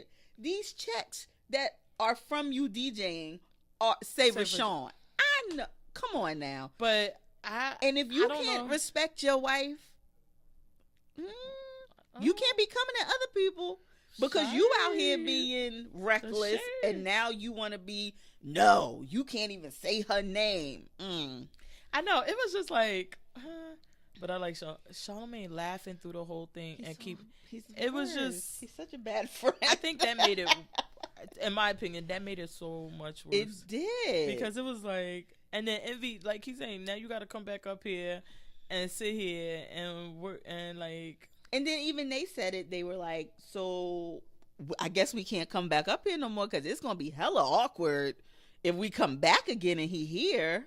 But it seemed like, I don't know, he think that it was good because Charlamagne was on Brilliant Idiots and he's like, oh, Envy texting me now that he's trending on Twitter #1 and that Deez is a mirror only #5. And I'm like, don't mean it's a good trend. He is. They probably saying, you bitch ass. He is so attention seeking. Yeah. But anyway, off of them, did you watch The Chi? Yes. We gotta talk about The Chi. Okay, let's get to. There's only one more episode, right? Yes. Okay. All right. Girl. I had to watch the first half over. Cause when she was in that meeting and she's just sitting there, the boy, the basketball player that was murdered, mother is in the meeting and she's telling this story, and I'm like, wait, what did you just say? Yeah. I rewound it back. I'm like, way to just give us what we've been waiting for all season and just like totally blow our minds before even the opening credits. I'm like, oh my God. And now it's so crazy. So it makes like so. saying, I was about to say like because everybody's been saying from the beginning is like that this guy is his father. Right. But then, like I said, when I saw them together, I'm like, he's so much older than her. He looks really old, and then the way he even talks to her, I'm like, maybe he's her father. And then she tells this story. So she was. Did she say 15 or 16? Yeah. Her father was her stepfather owed him money, and she never says the guy's name, but we know who she's talking about because we saw him say that was in the episode son, that was my son. Her stepfather proceeds to give her to him. No, sell. Well, I thought it was to settle the debt because he owed him money, so that's why I presumed it was to settle. It was selling in terms of now I don't owe you no more and shit. I ain't making no profit off this ass. Still for money and drugs. So yeah, she doesn't say that he does anything to her initially. He gives her own room, whatever, and then one night he comes in and rapes her. So she doesn't say the word rape though. I was about to say, and I was just talking about this with my friend. I was like, I want to see how they handle this story because my friend also has the belief that you had, and we were discussing this because I'm like, does the age thing change things? And she's like, of course, she's too young. And I'm like, I said, but I would love to see his side of it because while we all know, like legally, and which me and my friend laughed about, I said, is rape. Legally, it's rape. Even if she was old enough to consent, the fact that she was being held hostage and sold for debt and all of this, even if Chicago age is 16, right, you are not there of your own free will. Right. So you cannot consent. I said, but is it rape? It's not the rape. And so that's what we were talking about because I'm like, that maybe I want to see how they're going to handle this because maybe in his head it's like, okay, you were there, I didn't tie you down. It's just like what we talked about with Iyanla. Like, he provided, he fed you 3 meals. Well, no. Bed. What that one did? No. This ain't the same because that's rape. That's the real rape. But he didn't fight back. So now you can't have it two way just because it's male on male versus male on female. No, I don't think that. So I wouldn't say that I'm not saying. First of all, hold on. First of all, that shit rape all the time. This is rape because he has her and whatever, and she's not in a position of power. But I was thinking more so like how he tells the story, like when they show his side of how the story's told, like. Maybe in his mind, I didn't rape her. I didn't do anything to her that he believes she didn't want or consent to, or like I didn't treat her bad, I didn't hold her down, I didn't sneak in on her, like I don't know if that's how they're going to tell the story, but I would like to see that too, and maybe because she doesn't say like I tried to run away and I just couldn't, you know, he kept finding me. It was never a thing of she tried to leave knowing you don't have to be here. This is not like a binding agreement. But where would she go? And that's the other thing I was thinking also is like maybe when I was thinking about is that maybe when he tells the story or in his mind, it's like, I saved you. I kept you off the street. Yeah. Exactly, because your stepfather could have sold you and had you out there tricking. He could have did other things to you. Could have been sold to that Negro down the street that putting dead bodies in cars and just driving. Exactly. Yeah. And I took you. I fed. I took care of you. I kept you here. Which I'm not trying to say I agree and nothing like that, but I'm just saying. I know. I understand what you're saying, because I don't think even the way he approaches her, I don't think that he sees himself as taking advantage of her, and it's something like what we've referred to in these streets, like you get learned or something. Like you might go somewhere with a guy, and that, I mean, it's rape. It's always rape. I want to be clear. It's always rape if you feel like you don't have a choice to consent or not. Right. But to them, it's not, because they feel like if you don't say no, fight back. Or then did I gotta I did punch you to get it. That's when violent? I say like the rape. Right. The circumstances around the act, not necessarily the actions that lead to it. You're not asleep. You're not anything. You're up. And even though you feel like you have no choice, maybe in his mind he like, well, I would have gave you the choice, and I feel like you made the choice. Right. I don't know. That's the only thing. And not to say that it was, but I would love to see his side, because apparently he does not feel that way, because he tries to talk to someone who raped and feels that they raped another person. I doubt you would go walk up to them and like, it's a beautiful night we had, evening. Well, what I'm thinking too is, so she tells in her story he doesn't want her to get an abortion. Mm-hmm. And she says, if I'm going to keep it, I have to be away from this life. Mm-hmm. So I'm thinking he set her up, put you in a place, help you finish your education, you know, so she will be able to support herself and be stand on her own. I'm thinking he still sent her money in my head, if he's the kind of guy he seems to be, he sent her money every month. But you think she would take his money? I don't see. I guess I disagree, because I don't see her as being with the disdain that she. Maybe as she got older and was able to support herself. No. Well, I think she. I think she left him and then found old dude who was then still like in the streets and had money or whatever, and just moved on to somebody else. And that. So you don't think he set her up, just giving her starting money? I don't know. Maybe he did, but I can't see her taking money from him on an ongoing basis, because I just can't see her. I could agree with you, especially the way that she looked at him, and like, I don't know, but I was like, yo, those writers this week, y'all deserve an award for that shit. So, because the other part of that made you like your jaw hit the floor as she's telling her story is Coogie's mother walks into the same support group. Oh, that ain't make me. Really? The fact that she knows, like, Coogie's mother's telling her story, and it kind of made my, not about the rape, but my sympathy for her just come back, because I'm like, you sitting here watching this woman, and you know exactly why her son was murdered, and you sitting here looking all I was just so mad with her in that moment. But it just seemed like she didn't care, because it just seemed, I wasn't shocked, because I was like, that I knew that was going to happen. We've been saying it's like Crash since the beginning. I was about to say, and plus, I think, what was that we saw where they recommend that Coogie mothers go to one of these meetings or whatever. Right. So I knew that was going to happen. That wasn't shocking. That story was shocking, because all this time I'm like, oh my God, like the guy is so much. I'm like, no, maybe he the father, maybe her father. And right. That was like, I was not expecting that. The whole thing where her and the mother, I think that's when she learns that Coogie actually didn't kill her son. because the mother tells him like, yeah, they wanted my boy. But no, the guy had already told her.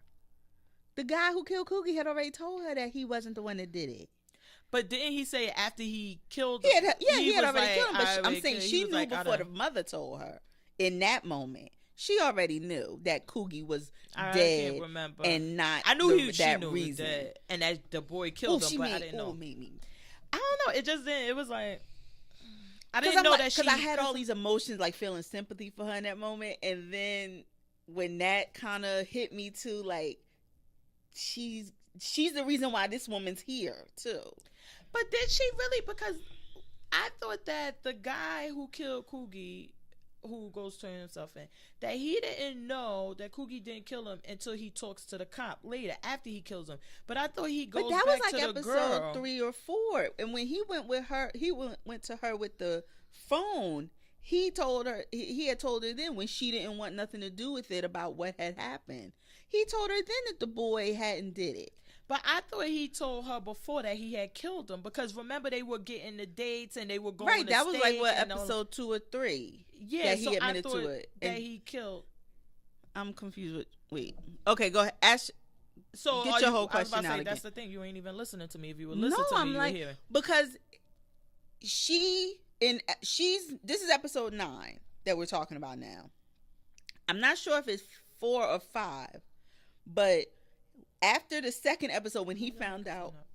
After the second episode when he found out that Coogie wasn't the one that had killed his son, his stepson, whatever. But that wasn't the. Was that like the after the cop had told him? Yeah, right. When he goes and okay, but I thought that he told her that he killed Coogie before the cop told him. No, I can't remember. He told her that he had handled it. Okay. But he also, when he was looking for the boy's cell phone and trying to track all that stuff down, he told her that the boy he killed wasn't the one that killed her son. So she knew. Okay. She's known for a few episodes. Because I can't. Yeah, remember. no, I know. I know, but that shit. You know what? Let me tell you. Honestly, I was like, whatever. Right that. That made me mad. I ain't care. I was all into this story about the OG. Story. Right. That's what I was in. And then when he goes in the car, it's like, that was my son. And you like, you fucking rapist.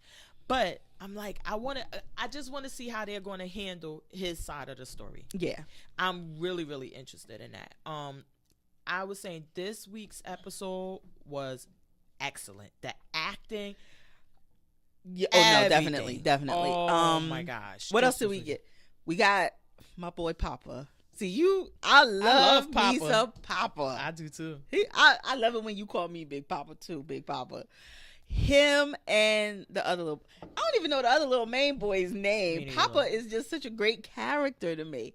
But him and Papa jump into the car with their friend, with the big homie, and don't even realize this motherfucker got Trice in the trunk. I didn't realize that. I thought he took him to the OGs. The reason, only time I said he got this motherfucker is when the guy pulled up on him at the food spot and said, "Where the hell Trace at? I've been calling him." And he's like, "Oh, I dropped him off. He good." No, that's what I thought that he dropped him off. I was like, you ain't dropped that nigga off nowhere. But I thought he might have killed him already. But no, when he came and got him, I thought because that's remember what he was taking we saw him. Right. The last episode, like they're telling him like what to do. This what you gonna do. I thought that he went and picked them up from yoga so he could bring him to them. Yeah. That's what I thought he did with him. So then when the guy asked, I'm like, yeah, he already took them somewhere. He already took them somewhere. We can't tell you. I didn't even think about that. Not until he opened that trunk did I think that man was in that fucking trunk. I did not suspect that or anything. He's setting his brother up, telling him about, you gonna let this dude punk you? I knew you were going. I was talking about this. I say I bet Fat Pretty Girl has a different perspective. So you thought that was right?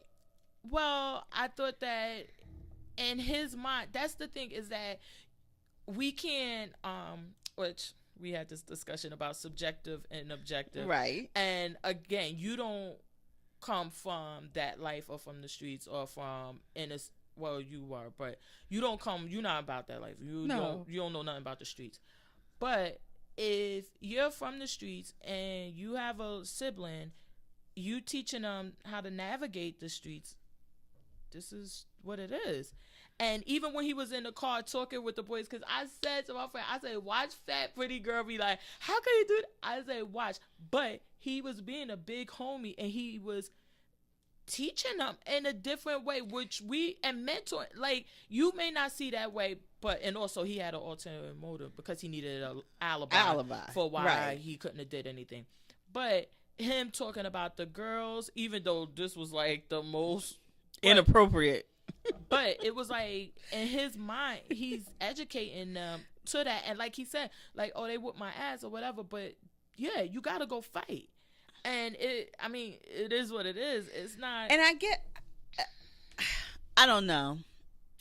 What I didn't see was the connection I didn't see in that moment was he said that the kid disrespected him. The brother said that they beat him up. No, the older brother was telling the story about the girl that was beating him up. Right. Mm-hmm. But when he was telling him to his little brother to go fight this kid, that kid hadn't been any other interaction with him except your brother is from a rival gang. My brother is in this gang. So you think that you could just have people disrespecting you? Asking, where did the kid? I must have missed it. Where did the brother say the kid disrespected him? No, if the brother says that this kid been giving me a problem, he been looking at me from across the hall and disrespecting me by looking at me from across the hall. Whatever the reason why you believe he's disrespecting you, then how do you then handle this? I guess a look means you get these hands apparently because.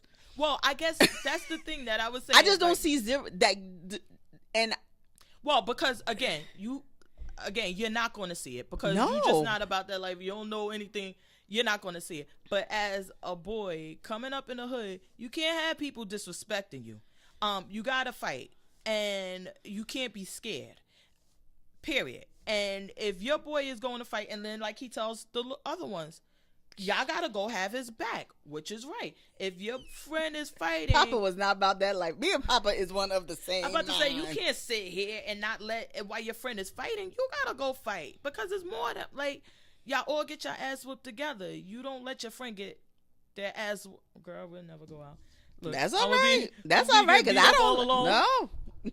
I don't go out looking for fights, and that's what it seemed like he would. He sent him over there looking for it. That you gotta understand, it's not like they have a which sometimes they do, but it's like, how do you learn how to fight other than fighting? You can't learn how to fight. I guess without that's fighting. A great way to look at it. Like you can't learn how to lay the hands until you lay the hands. Like you gotta. I guess that's a great way to look at it. So how do you think people learn how to fight? I don't know. I don't think about these things. And that's why I am who I am and you are who you are. I do not think about, what I missed as a childhood. Well, nobody thinks about it, but if it's a part of your reality, I mean, that's the thing is that you may not have, and I'm not trying to, no disrespect or trying to judge it, but if you live a sheltered life and your mother picks you up from school, drops you off to school, you never do anything, you never leave the porch, like we say, you don't leave the porch, you don't do anything, and there's no way for you to ever interact with anybody outside of this control group, then maybe you could get through with life that way. Mm-hmm. But if you live in the hood, that shit ain't happening. You go into the public school with everybody. You're going to bump into these people, and you may have to throw those hands.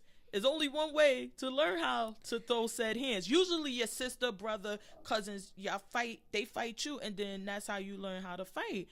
But, I mean, I guess with the age difference, it would be kind of weird. He fighting his little brother, so it's like... I mean, apparently, but... I don't know. But you got to be prepped, so it would be. I know, and I said that. I said, "Watch, she gonna be." I said she gonna have no type of understanding for this. I just no, I don't because this is the way of life. I think it just shows the dichotomy of the whole thing because it's such a cycle of.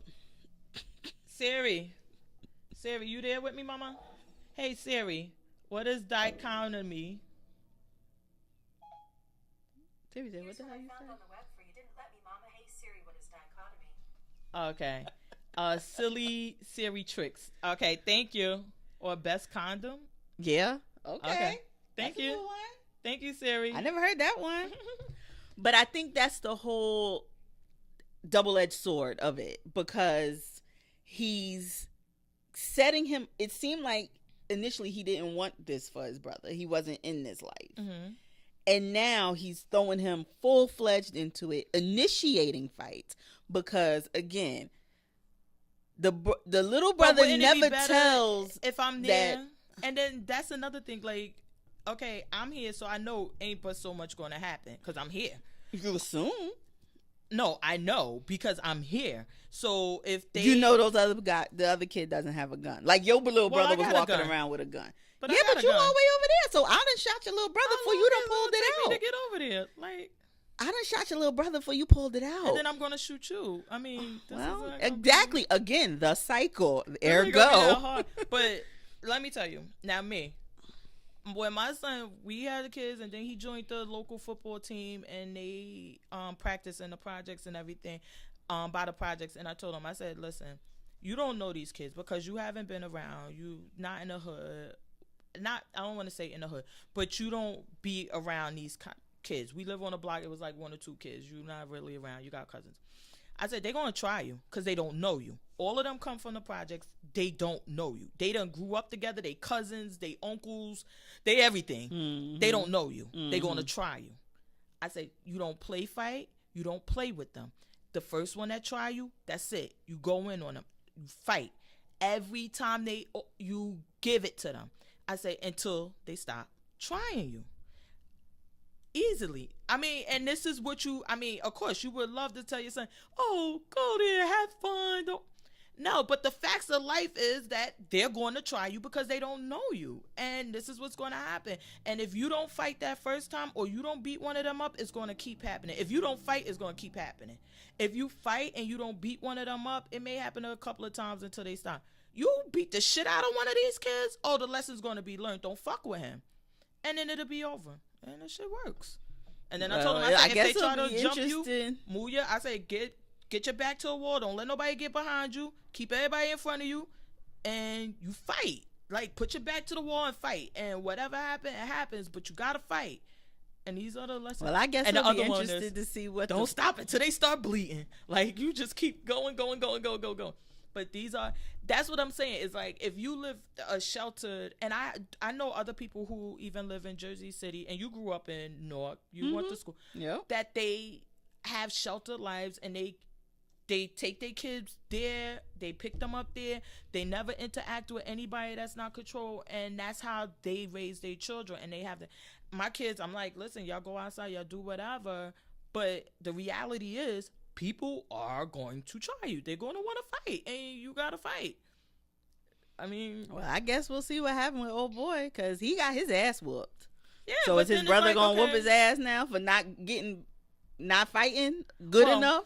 Because I've heard those things happen, too. I was about to say... You lose, you getting your ass beat when you get home. But this usually doesn't happen. It's just something you say to motivate. We'll see. Look, you motivate We don't know. Like, if you don't beat them, I'm going to beat you up. Well, me and Papa and the other dude is of the same mind, because he was like, no, we'll walk. Well, no, we ain't getting back in the core with you. I was about to say, I don't think it was... for this, we good, Jake. I don't think it was that. I think that when they were like, look, they were about to get arrested. He's sitting over there. They getting into all of this trouble. And which I think Papa and them were right. Like, listen, let's go with our instincts and leave this alone. We're not about this. That's not what we want to do. Yeah. But he was absolutely right. Whether it's right or wrong, if he's going to fight, y'all need to have his back. Y'all can't leave each other out there. Now, when they're in that gang, when he's in that gang, and they could say, like, anything you got to do with that gang, we're not in the gang. So we out of that. That's on you and your gang members. Interesting to see what happens. If he goes back to school. But do you think he's going to have his brother kill his guy now? That's in the trunk. Oh, I'm thinking like you. He's going to take him to the OG. He's going to have to. Now? That's who. Well, I think he's going to get the phone call from the cop because the OG was in the car with the cop, and the cop told him, Trice killed your son. Which I think the cop was lying. This is my because I told you. I still think the cop did it. I definitely. But because I can't see that this guy is that high up in the rings, and that he would go on the street to kill somebody. I don't think exactly. And like I kept saying, it doesn't seem like he want any smoke with the old guy, with the OG. So it was like, well, could he have killed him to bait him out? Why? He doesn't want any smoke with him. Right. This guy done been here for how long now, and he ain't doing shit to him. Yeah. If he wanted him, and that was the whole purpose, the minute he showed up, he would have killed him. I think the cop sees Trice as a problem, and he's like, yeah, you can handle that for me. Yeah, he killed your son. Take care of that. So I think the guy's going to get the call. He might be preparing to kill Trice, and he's going to be like, yeah, nah, put a pin in that. Because the OG wants him. Because now he killed his son.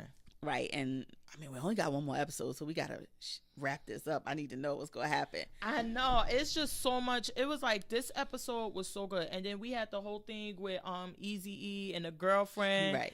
And he like, I got to let you know, I slept with someone. I didn't think he slept with the boss's wife. And he got his hand on her leg, telling her, and like, don't take it hard. And she like, oh, I'm not. Because I slept with somebody else. I mean, somebody else. And I don't think it was that whack ass dude at the. And he was like, he moved his hand like, no, bitch, I don't like you no more. I don't think it was the whack ass dude you saw at the street party either. Oh my God. I don't know. This last week episode, it was just so good. I was like, because then we even had, what's the one with the shoes? The boy from Empire. What's his name? Jacoby. Yeah. So now Jacoby ain't on Empire. I thought they said he was on Empire. I thought I read on his IMDb that he was on Empire. An extra? Fuck all. I don't know. I don't watch Empire. Oh, damn. Well, unless he on after season 3. Up to then, he wasn't on there. So he finds out that we know where his kid is, and apparently this guy is like, oh, I'll hook you up. I'll make her, be nice to you. Just slide me an extra $100 every week. I know. So you gotta give him $100 a month. I'm barely give him $100 getting this and get $200 $200 together for her. I was like, dude, she could stay mad for that, all of that. And he finds out that his mom has actually been offered a job in Seattle, and apparently she's thinking about taking it, and she doesn't know what's going to happen with him. What scene was like so great this episode? When she's there taking care of the mean old lady, and they go into the room, and she tells her, like, I lost my job, and they're going to have to get somebody else. And she's like, give me those menthols over there. Yep. And she goes in. Now's not the time for you to start smoking again. But when she goes and get that money, and then she gives it to her, and neither one of them says anything, and they look, I'm like, oh my God. I was crying. I was like, this scene is so, it just was really, this episode from start to finish was really, really, really, really, really good. It'll be interesting to see how we gonna wrap this up. I know. I'm nervous. I know they already renewed. Did they get renewed? They already got renewed for season 2. Oh my God. So I'm just nervous. I just need everybody to make it, which I don't think somebody is. I don't know, but I mean, Trace or them, I don't care. Whatever. Well, now the OG is back because he's like, listen, how about I restore some order around here? I like the way he said it too. He was like, we work together. We was like, and get rid of this Wild Wild West stuff. And then I guess he's going to make the guy that kills Trice, like. Did it make you think? Did you watch The Wire? It No. made me think of The Wire. Remember when they had? But I never watched The Wire. What was it called? Why would I not have watched The Wire? Amsterdam. But why would I have not watched The Wire? Why? Don't insult me like that. But remember when they had Amsterdam, the safe zone? It made me think of that. Like, he's like, nah, we can't have this Wild Wild West shit. It's got to be no chaos. We're going to have this in order. No, I think that but basically, like he told the other ones, like, how could y'all have them killing out on the street? How can you make money? Yeah. If you got people dying, then you can't make money. If you got shots ringing out, the neighbors are calling the cops. You can't make fucking money. Yeah. I want to make money. Yeah. That's all I care about. And we cannot make money while they're shooting and everything. And I think that it's something, even to compare it to The Wire, that remember when Avon and all of them like, okay, it's the Sunday morning. I forgot what they call it. The Sunday truce that nobody, you can't kill, you can't shoot, you can't do anything on Sunday morning, so the old ladies could go to church. Yeah. It's something like that. Like the older ones get like, we sell drugs, we kill, level we do of this. Respect. But exactly. But we're not going to be doing it when church ladies are going out. We're not going to be dropping bodies left and right for no reason. Like when someone needs to be killed, we'll arrange and we'll take care of that. And I think that he's like of that mindset. Yeah. Of that. I don't know. So the episode ends with, well, in part of it, we see our old guy and Common have this whole discussion, and Common's telling him what got him out of the gangster life. Listen. Can we get rid of Common? I think this is it. No, I'm pretty sure that was it. Oh, I was about to say he was the voice of reason, just to get him to go confess his character on the show at all. I think that was it. It was the means to get the guy to go confess. They didn't even need that. I think I agree, because they had said enough little like things that of him constantly going to the thing. He couldn't deal with what he had did. They had said enough things. Well, my thing is that I think they could have handled this whole Muslim aspect better, because of course we do need it, because that's part of the streets. That you have the Muslims, you have the what's name. Okay, we do need it. I just don't think that Common's character is doing anything for the show. Right. Other than he gave us some money, so we're gonna fucking put him in the episodes that he want to be in. Right. Questions? Like, it seemed like it comes across to me like that. Yeah. And I mean, they could have had the whole thing, but maybe we could get 3 seconds, but don't devote too much time to them. I think it's done for him, because I want to know what's going to happen. Walked into the precinct and what's going to happen with that. Confessed to the friend that he had killed Coogie. But he didn't confess. He didn't confess. Now they just show him there at the precinct. I thought he said, "I wanted to confess," and that closed the episode. I thought he was just sitting there, and then the guy comes out. I don't know. See, I gotta watch these episodes again. They'll show. Look, I gotta watch these episodes again before I come and do TV at it, because these little things be making a difference. But I thought he was just sitting there, that he goes in or whatever, and then he's just. I know he stands up, and him and the guy are like standing there face to face, and I thought he said to him, "I'm here to confess." But I wonder how they're gonna handle this. Like, is he gonna go to jail? I don't want to see the Shy jail version. I don't fucking want to see it. I don't have time. I don't think we would. Oh, I was about to say, because these writers love jail. It's about the neighborhood. Jail. It's not about that. It's about the neighborhood, and I think it's just about him taking ownership of what he did, because he can't deal with it. It's eating him up, literally. But what if he? Oh my God! What if he confessed he does all of that, and they like, listen, the jails are so overcrowded, and it was an accident. We'll give you 2 years. Look, we'll give you 2 years. What are you gonna do? Shit, for shooting somebody now, you could get 5. Like, it ain't a big deal. Like, I'm thinking, is the cop, since it's his friend that he was talking to, if he's gonna be like, look, I already knew what you did, but you confessing gets me in trouble. Because remember, the whole thing was he told him about the Coogie kid getting arrested, and that was how he even knew about Coogie. So I'm thinking he's gonna be like, look, take your ass home. We about to put this shit on OG and Trice. They about to work it out for all of us. So just shut up. Oh, that would be good. That would be. I'm thinking good. Because if he confesses, they're gonna ask him, "What made you kill Coogie over your son? How'd you connect that? Who the fuck else he gonna say but the cop? That he had to. How else is he gonna do it?" And the cop's like, "Nah, man, I got my girl pregnant." He don't. Wait, I'm sitting here. I can understand they put that the first part, but until you get there where he say, like, how did you find out? Because why would he snitch? It ain't no need to snitch. Like, how do you figure, listen, I heard around the hood or whatever. I killed him. I want to confess. If y'all don't want that shit, then fuck y'all, but I'm not snitching on nobody. Like, oh, good. These are, the cop has to make sure of that. I don't know. If they offer you 2 years instead of 5 for telling who told you. Well, no, I wouldn't, because I'm not a snitch. I know, but you not. I was about to say, yeah. If I'm not a snitch, gangster lean, but I ain't a gangster either. But I ain't no snitch. I'm saying if I'm in jail looking at 5 or 2, let me strike up the bed. Hold on, I'm gonna sing like a canary. And I think the cop can't take that chance. He may not believe he'll tell, but the other cop already said to him, "I know how Coogie got killed. You told. Yeah. Who'd you tell?" So he can't even get that guy in the precinct because then the other cop's going to be like, this motherfucker was the one that told him. So he going to tell him, listen, go to Common, turn your life over to Allah. Do what you got to do to make peace with it. Look, as long as you do that and stay out of trouble and report to me 3 times a week. It's a freebie. We cool. You got a freebie. You got a freebie. You get a pass. No, but it's going to have to be something because I think that cop is too nervous about him being implicated in it. I got to see the OG get with the baby mother. Are they going to I mean, after he it's goes. It's only an hour. Shit. But what if after he kills this guy, they should give him a 2-hour finale. But what if he kills the guy and then he goes to the mother like, I took care of who killed our boy. And she like, motherfucker, no, the other one killed him. My second baby.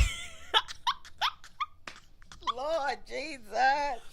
Because I'm thinking that once he does it, if he told him his trace, once he kills him, I'm sure he's going to go to her because he wants her approval. He's going to go to her to let her know I took care of this. Mm-hmm. I wonder if her response going to be like, no, motherfucker, they already killed him too. She going to be like, say what? Okay. Say what? Lord oh Jesus. My God, I love the shot. This week episode, let me tell you, it was. Yes, definitely. What she said. All those throwaway episodes y'all gave us made this was worth it. So worth it. So I know we're running late, but let me ask you really quick: are you still watching Walking Dead? Because they had something on the internet said, and they were like, "Why everybody has stopped watching The Walking Dead?" And I was like, "Oh my God, I thought I was the only one." It's a shame. I'm really looking forward to Fear for Morgan, but other than that, I haven't even watched this week's episode yet. Oh my God, I'm so over it. We're running long. The new show I wanted to talk about was For the People. Yeah, that's what I wanted us to get to. On ABC, is Shonda Rhimes. I watched the first episode. What'd you think? It's only one episode. Yeah. What'd you think about it? It was all right. What did you not like about it that made it just all right? Really? No, yeah. For real? No, it was just so shits and giggles. I was about to say it's so nitpicky, I think, but I don't find the girl believable as like I don't know. Her suit is too big. She looks like her bag is like it looks like her bag. I just her walking through the halls. One of us is light skinned. Do we always got to be on complete opposites? It's always got to be a battle. What did you like about it? I thought the show was okay. I just thought that they were pushing a little hard with these relationships and all the things like Shonda does in Grey's Anatomy, How to Get Away. I just felt like we didn't need so much of that with the relationship. The one relationship with the guy and the girl who actually were in a relationship. Yeah, and they were on opposing sides. Teams. I think that one was okay. But it was like, oh, I don't need this overly sex thing. Like, can we get a good show? And I agree with you in go with that. And I also I don't know. I like my bad guys, if they're supposed to be bad guys, to be committed to being bad guys. So the guy who steals the terrorist case, at the end, he seems like, oh, I'm so distraught about it. I want to sit in here with you. And, and she's like, oh, I don't celebrate people going to jail. And he's like, can I just sit in here with you and nurse my drink? No, be committed to being the asshole. You wanted this case. You wanted to send this kid to jail. You played, and if you're offended by this, I'm sorry. You played the 9/11 card. You struck up everybody's fears about this kid in this case. Own it. Be the asshole and love it. Don't have this afterwards. Wait. So the one that he was on, because the whole premise of the show is that it's a group of, I assume they're recent law school grads. Yeah, because we saw them all taking the swearing in. Okay. So they were just becoming ADAs and public defenders. But were they recent? I don't know if they were recent law school grads or if they were just newly hired people, because all of them seem really young. Well, you would know better than me. Spoiler, but.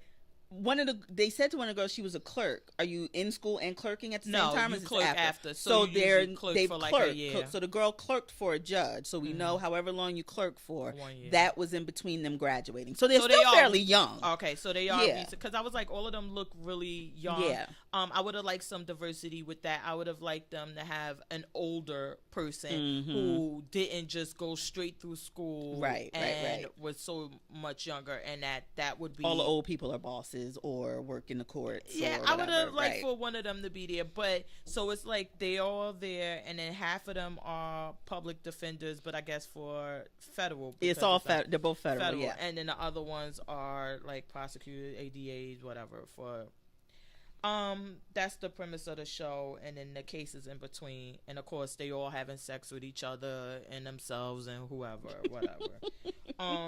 I just didn't think that part was needed, the sex part. But the one you're talking about is that he was on the other side. He was the DA and she was the defendant. Right. Oh, okay. No, like what the, because that's his job, is the win. That's why I didn't like at the end when he was all like depressed about it and sitting in the girl's office and like all looking out the window and looking all sad about sending the kid to jail. After she said, I don't celebrate sending people to jail. Which I'm like, okay, I appreciate, like her, I liked her OCD, her like very succinct way of talking and telling people what she was feeling. And, you know, like when the guy is like, no, he's being really, when he was talking about their case and he was like, no, he's very sick. And then she was like, okay, hold on. Look at the videotape. Tell me again. That was so funny. Oh my God. And he was like, I got him eating out my hand. He believes everything. This one, so, okay. Then I guess I was confused because she's the blonde hair girl, and she was saying like, I don't celebrate sending people to jail or whatever. She wasn't on the opposing side. Right. She's a DA too. She's an ADA. Right. They were on the same side. Right. Okay. And he was just like, oh, can I then come and sit in your office and be sad about winning? He didn't say that, but that's what it just was like. He was trying to say like, oh, now he's having regrets. Like but you don't think that they would have neck. But I mean, it's a job. So that's the thing, is that you may have a job that requires you to do certain things. It doesn't mean you don't feel a certain way about it. I mean, it's your job. And you should know better than anybody that sometimes you just don't have that discretion where you could say, look, I believe this. This is a good kid. This is this. And I don't think this is right. If your superior is saying, nah, let them send them, you don't have a choice. So could you not feel, I mean, you want to still do a good job. You don't want to be. I guess, but. I think that's what it was trying to show, is like that these people, some of them are overzealous and they are gung-ho about it. And some of them are just trying to do well and do a good job. And then it's like, oh, but what am I? But then I don't know, because in that instance, when you're defending someone, you're supposed to do it whether or not you believe their innocence or guilt or whatever. And I feel like when you're prosecuting, you're prosecuting because you believe this is something you get behind. No, you don't believe this person is guilty, and that's why you're going for their life. You know what? I mean, this is how it can happen, and you should know that they can say your superior, supervisor say, oh, you might say, listen, I really don't feel like this case, this is one we should prosecute, or I feel like we should dismiss it, or I feel like we should give them and they could say, nope, this one we want to make an example, and it's coming from the top, so you gotta go for but then you don't pull. I don't know, when he pulled the 9/11 card, it was like he wasn't going just for the win. He was like, no, I'm putting the nail in the coffin. You ain't gonna have no doubt. But to even, so then what, you do a bad job? So if you don't believe in it, then do a bad job? But is it a bad job to not play on the feelings card? I don't know, because that's what I feel he did in that respect. He played on, you're in New York. We're talking about terrorism. I'm going to play this card. And I think they found the kid guilty based on that.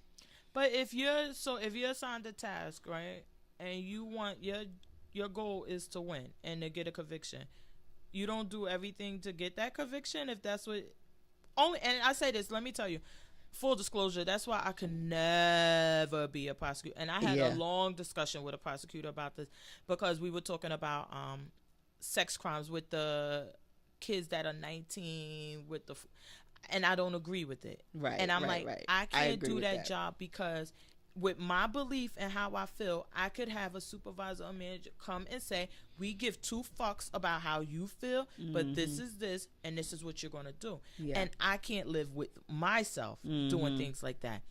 I thought, in my opinion, what that was showing is that even though you're assigned this test and even though you do it and it may seem like, hey, I'm enjoying it or whatever, you may feel differently after it's done, or you may have felt differently during the process.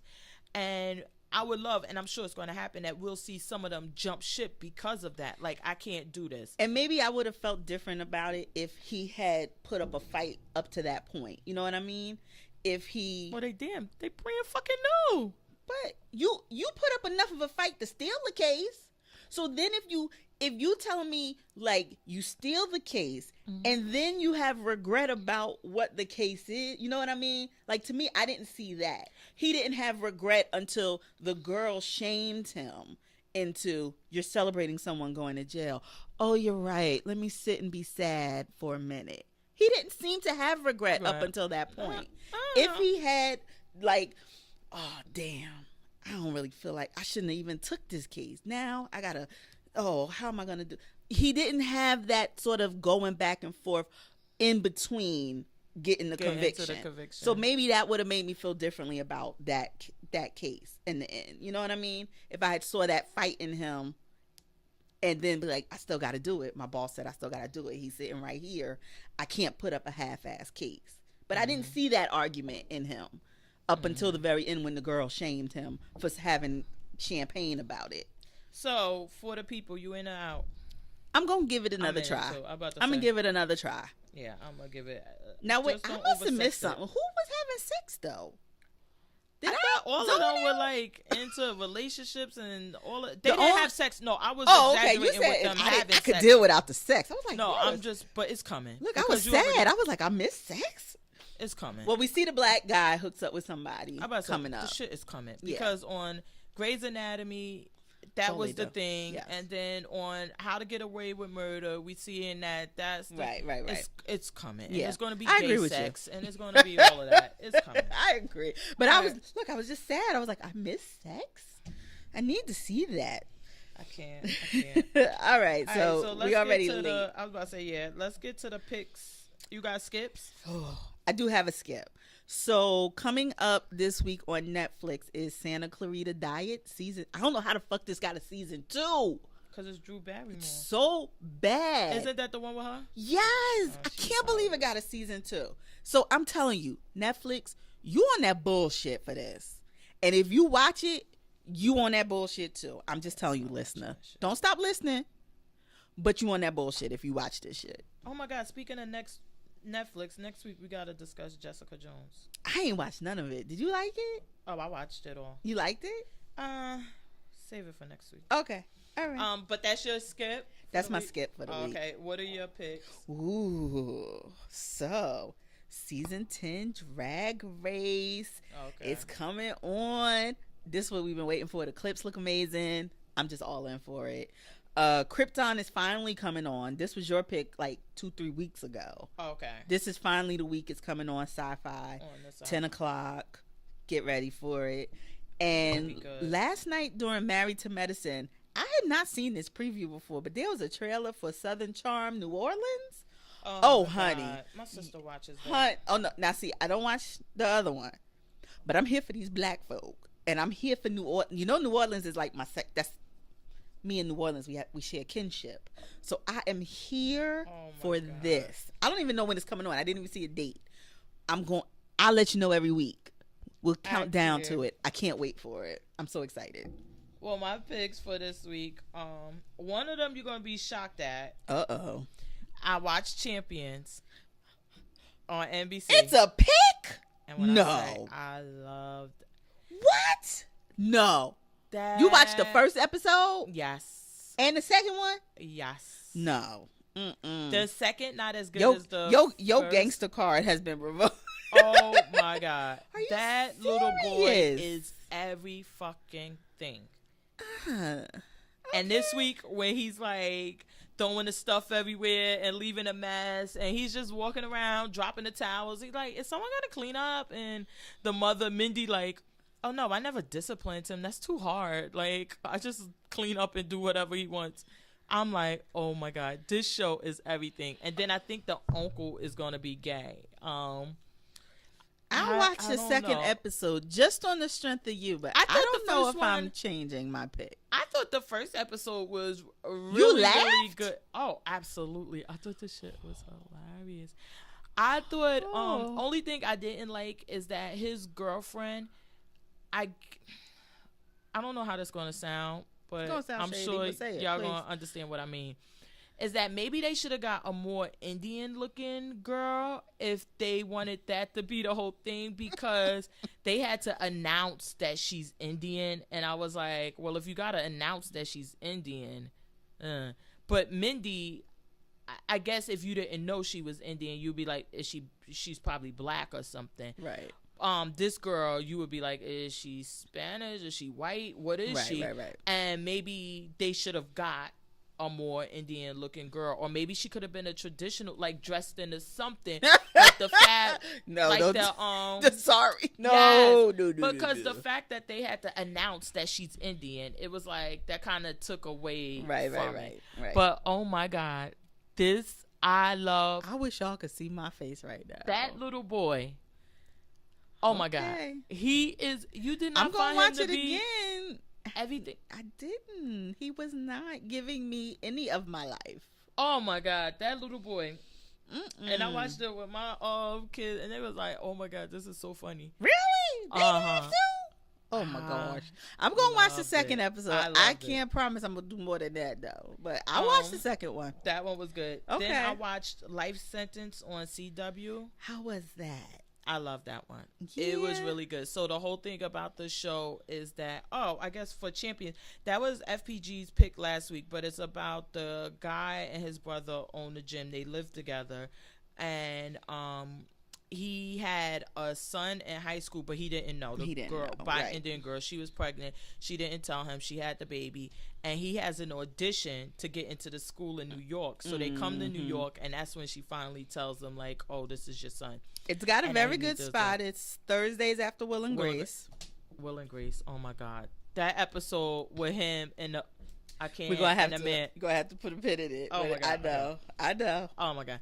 But that's the premise of the what's his name, and the little boy is gay, which he identifies himself as.